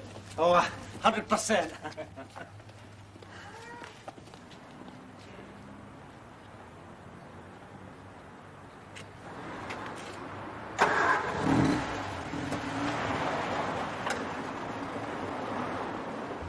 Oh, morning, sir. Will you be here long? No. Several lights have been smashed in the tunnel under Hartburn Avenue. Looked a bit systematic to me. Have a look at it, would you? Right. Hey, there was a fella in here yesterday, rough-looking, farmer sort of chap. Don't remember. When I came in with the etiquette book. Oh, aye, him, Field. He were parked up outside. What, just now? Yeah. He was asking after the Scotsman. Who, Annie Laurie? Why? He just followed the joke down the road. Car? That fella had about 450 quid on him.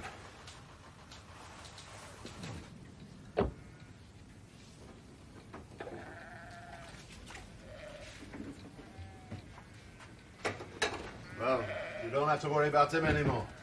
He's gone. Gone where? Back across the border, where he should have stopped. How do you know? I waited outside police station. I saw him catch the bus. The coach, he's gone. It isn't the end of it, Arthur. We can't keep her hidden forever. She's not a little girl anymore. Hartley to 7740. 7742 Hartley. Any sign? I'm at the bus station, Sarge. Got the bus long since. See if there's any sign of that. What's his name? Field? What was he driving? Red Escort Estate. K-Red, scruffy looking. Partly to 7740. Look out for a red Escort estate. K-Reg, scruffy looking. On the roads leading to and from. Just Sarge, sparks out. Something and nothing. Yeah, it's odd, though. What is? That Scotsman we had in drunk. There was someone asking after him just after he came in. And? Same punter were outside this morning. Mate, picking him up? Local accent. And he watched him walk off, and then he followed him down the road. Didn't you say that Scotsman had a lot of money on him? Nearly 500 quid. I sent Danny Sparks after him, but he got the bus an hour since. All the same. Well, Danny's looking for the other chap. Good. Oh, sir, can I have a word, please? Well, It'll not take long.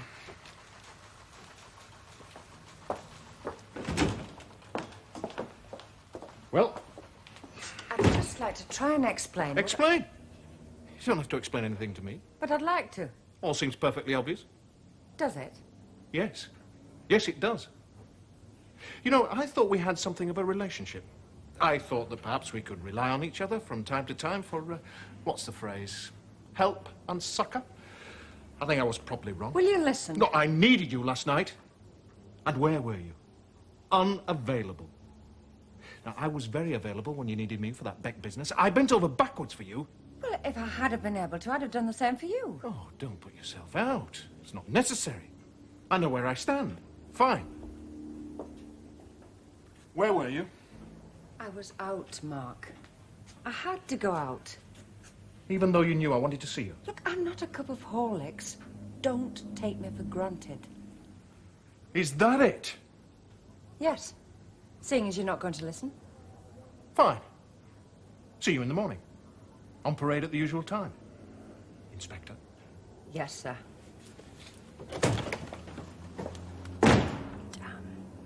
Damn.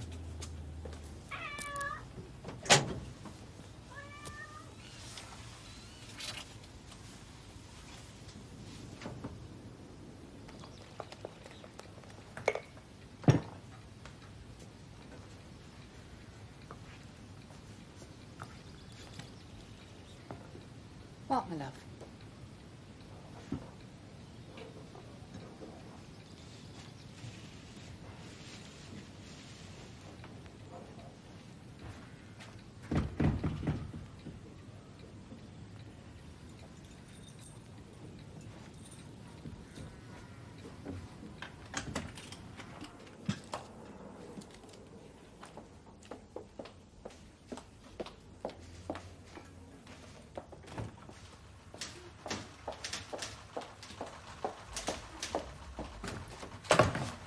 Give these to everyone in the morning, would you, Joe? Ma'am, Yes? I wonder if... What's this?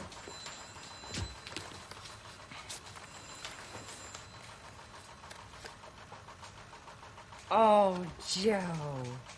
Oh, I am pleased. That's the nicest thing that's happened all week. We must get together as soon as we can. And it goes without saying, I accept.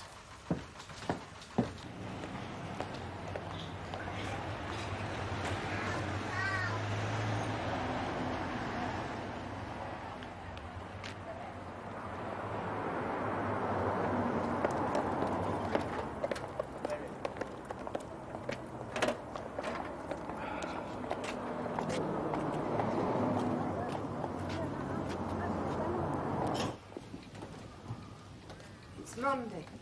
If we let it go, we could run into another and another and another, and weeks run into years. Oh, you stop mithering. I should have kept on mithering years ago. It's not just us anymore, Arthur. It's her. What kind of life she going to have? What kind of life she had? Damn sight better life than she would have had locked up. It doesn't matter about us. Oh? What, they locked us up? What then? What sort of life would you have had then? Use your head. Perhaps we could speak to the doctor. They're not forced to stay out. I can't trust nobody. I'll think of something. Well, you better add, because you can't keep that chain round her waist forever.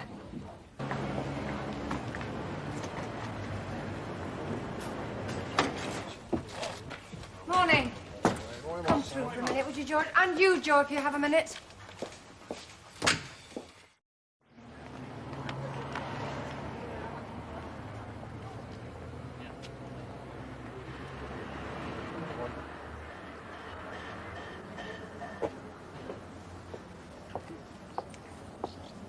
All I'm saying is make the effort fit the need. Don't put too much emphasis on stuff we can afford to relax on.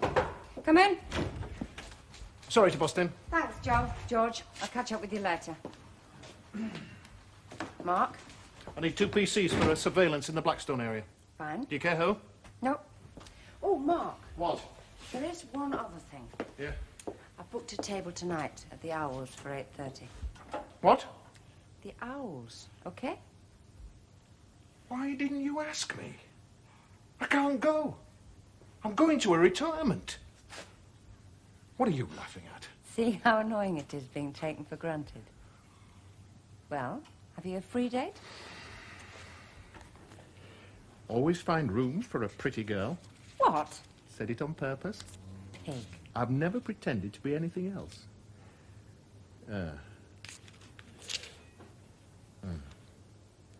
Tomorrow? What time? 8:30. Okay. And I'll book the table.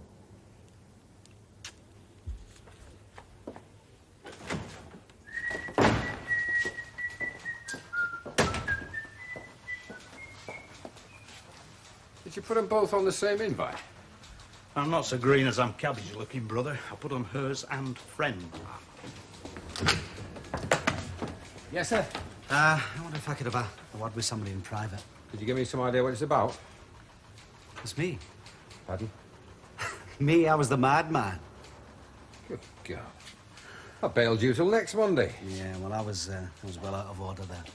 And that was ridiculous. Listen, I'd like to apologise. Is that why you've come back? No. Why then? Well, one to see if I'm nuts, right? And the other one to see if I ought to stop drinking. Well, stopping from time to time to draw breath mightn't be a bad idea in your case. Well, go on then.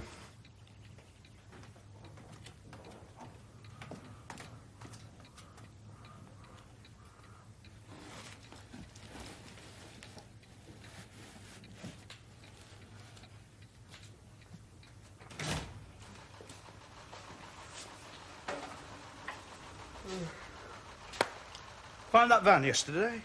State car I was after. Brian's looking for a van. No, I never, Sarge. What is that, Sarge? Just another thread in the rich tapestry we call life. What's this van you're looking for? I think I found it, and I think I know what'll be in it. What? Load of purloined pussies. Fella from the cash and carry gave me a bell early on. Apparently he's got a customer who's suddenly gone berserk with canned cat fodder. Who? Well, his name's Billy Flagg. Don't go after him on your own. How drunk were you? I would say it was pretty fair saturated. And you still think you saw a young girl with a chain round her waist? Ornamental. Kids wear all sorts these days. This was definitely a dog's chain. It trailed in the ground behind her. You said there was a dog there, Mr. Doward. Are you absolutely sure you're not making a mistake? No, I'm not absolutely sure, but even if I'm halfway right, do you not think it's worth having a look at? So, what's so special about Flagg? He's the mind of a baby and the body of an 18-stone man, and he's not predictable. Why don't you go with Brian, Sarge? Get someone to keep an eye on Mr. Doward, please, Joe. Okay. Did Mr. Doward say he'd recognise the farm? He says the dog will know him. He's reasonable about finding the farm. I think I'll take a buzz along the moor top. No, I don't think you should, Mum. Let me do it with Danny Sparks. I'd have more chance of getting in, I bet you. And we've no reason to go mob-handed. Mob-handed, Mum? All right, you and I'll go, and we'll take Doward with us. How about letting me see if there's a field in the book first? All right. Yeah, but if cats are wild animals in the eyes of the law... You know that. I know that. It's later you'll need to check your nose. Come on, Joe, you may as well hear this. And you find something to do, please.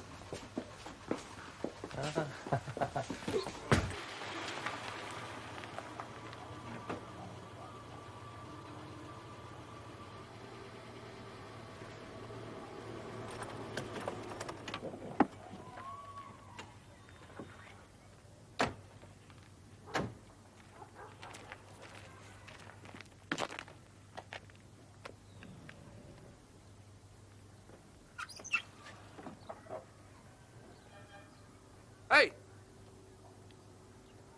What do you want? Are you Mr. Flagg? No. Mr. Flagg's me dad. He's dead. I'm Billy Flagg. What do you want? This van's full of cats. I found them on the street. They were lost. Do you want one? My mother'll kill me. He looks like him. Well? Can't you tell? Looks the same. Well, we're here. What now? He looks perfectly normal. Look. Well, everybody sit here all day or what? There's one good way to find out if I'm right. Go and knock on the door. George, we'll drive up to the gate. You keep an eye out while I go and talk to him. I'll come in with you.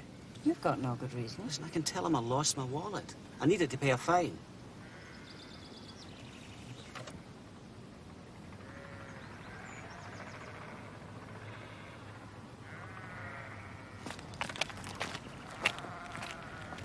Mrs. Field?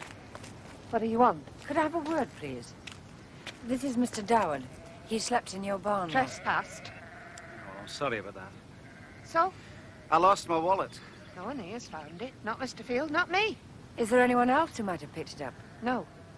Are you sure? Just the two of us.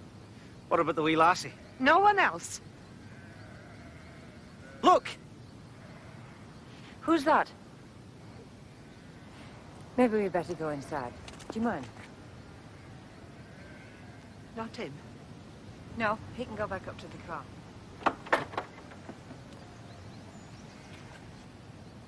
She knows. Better come in then. All of you! All of you!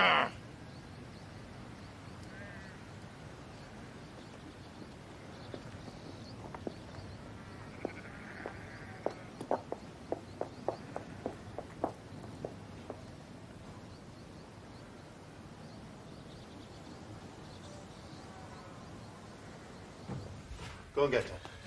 Go and get her, let them see. Sit down, you. If you put that gun down... I'll put it down when I've finished using it.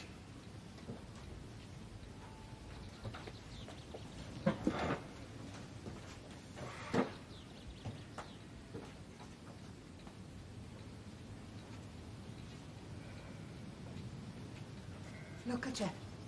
How could we let her roam loose? She's simple. She was born simple. She can't speak. She can't understand. She can do nothing for herself. What were we supposed to do? There are places that she could have been looked after. We look after her before I let go in one of those places. I'd shoot her. And you and him. And then the pair of us. Is she your daughter? I bore her. Who's her father? I bore her. That's all you need to know. Put the gun down, Mr. Field. Guns solve nothing. She's right. Put it down. They're right, Arthur.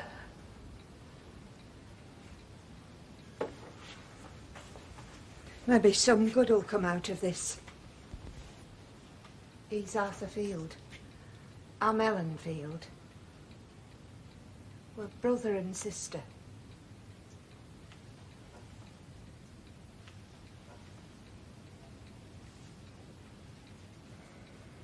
Then you must be this young lady's uncle, Mr. Field. That's all anybody needs to know. She's deaf. She's not simple, she's deaf. Have you kept her chained up all these years because she's deaf? She's the way she is because of God's judgment. God's judgment on us.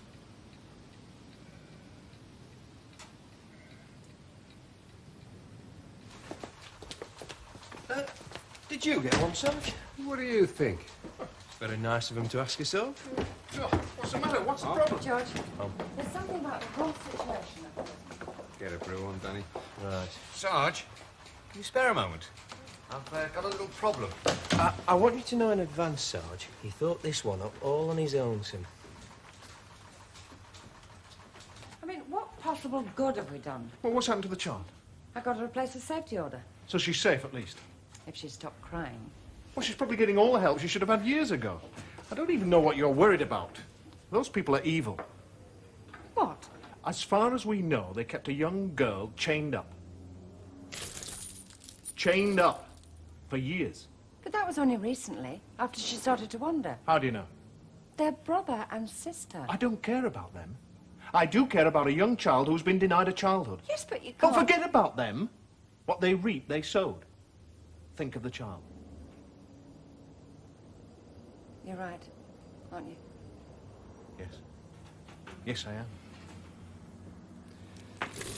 Big Charlton? Him with the shotgun offence, yes. As for the rest, I don't know. What do you think? Headquarters will decide one way or another. But they'll get a caution at the very least. Maybe more. Fine. See you tonight. Yep. What? It's a stag do. Joe Beck's daughter's getting married. Morning. Hello, Mr. Parrish. My God, you've made an old man very happy. Aye. He's not a bad old codger, as old codgers go. Just watch it, you young woman. Bossing, George. Yeah. Could you pop out a minute, Mum? Joe's here with his daughter. Hello? Hello, Eileen. Hello, Inspector. Thanks for the present. Thank you too, Mr. Perrin. Oh, good. Good. Glad you liked it. This is about my date taking second place to your fella's stag do. He's over from Dublin and he's no mates over here, so they've all said they'll take him out for a drink. Oh, yes. There's something I want to ask you. Do you mind slipping in here for a few minutes?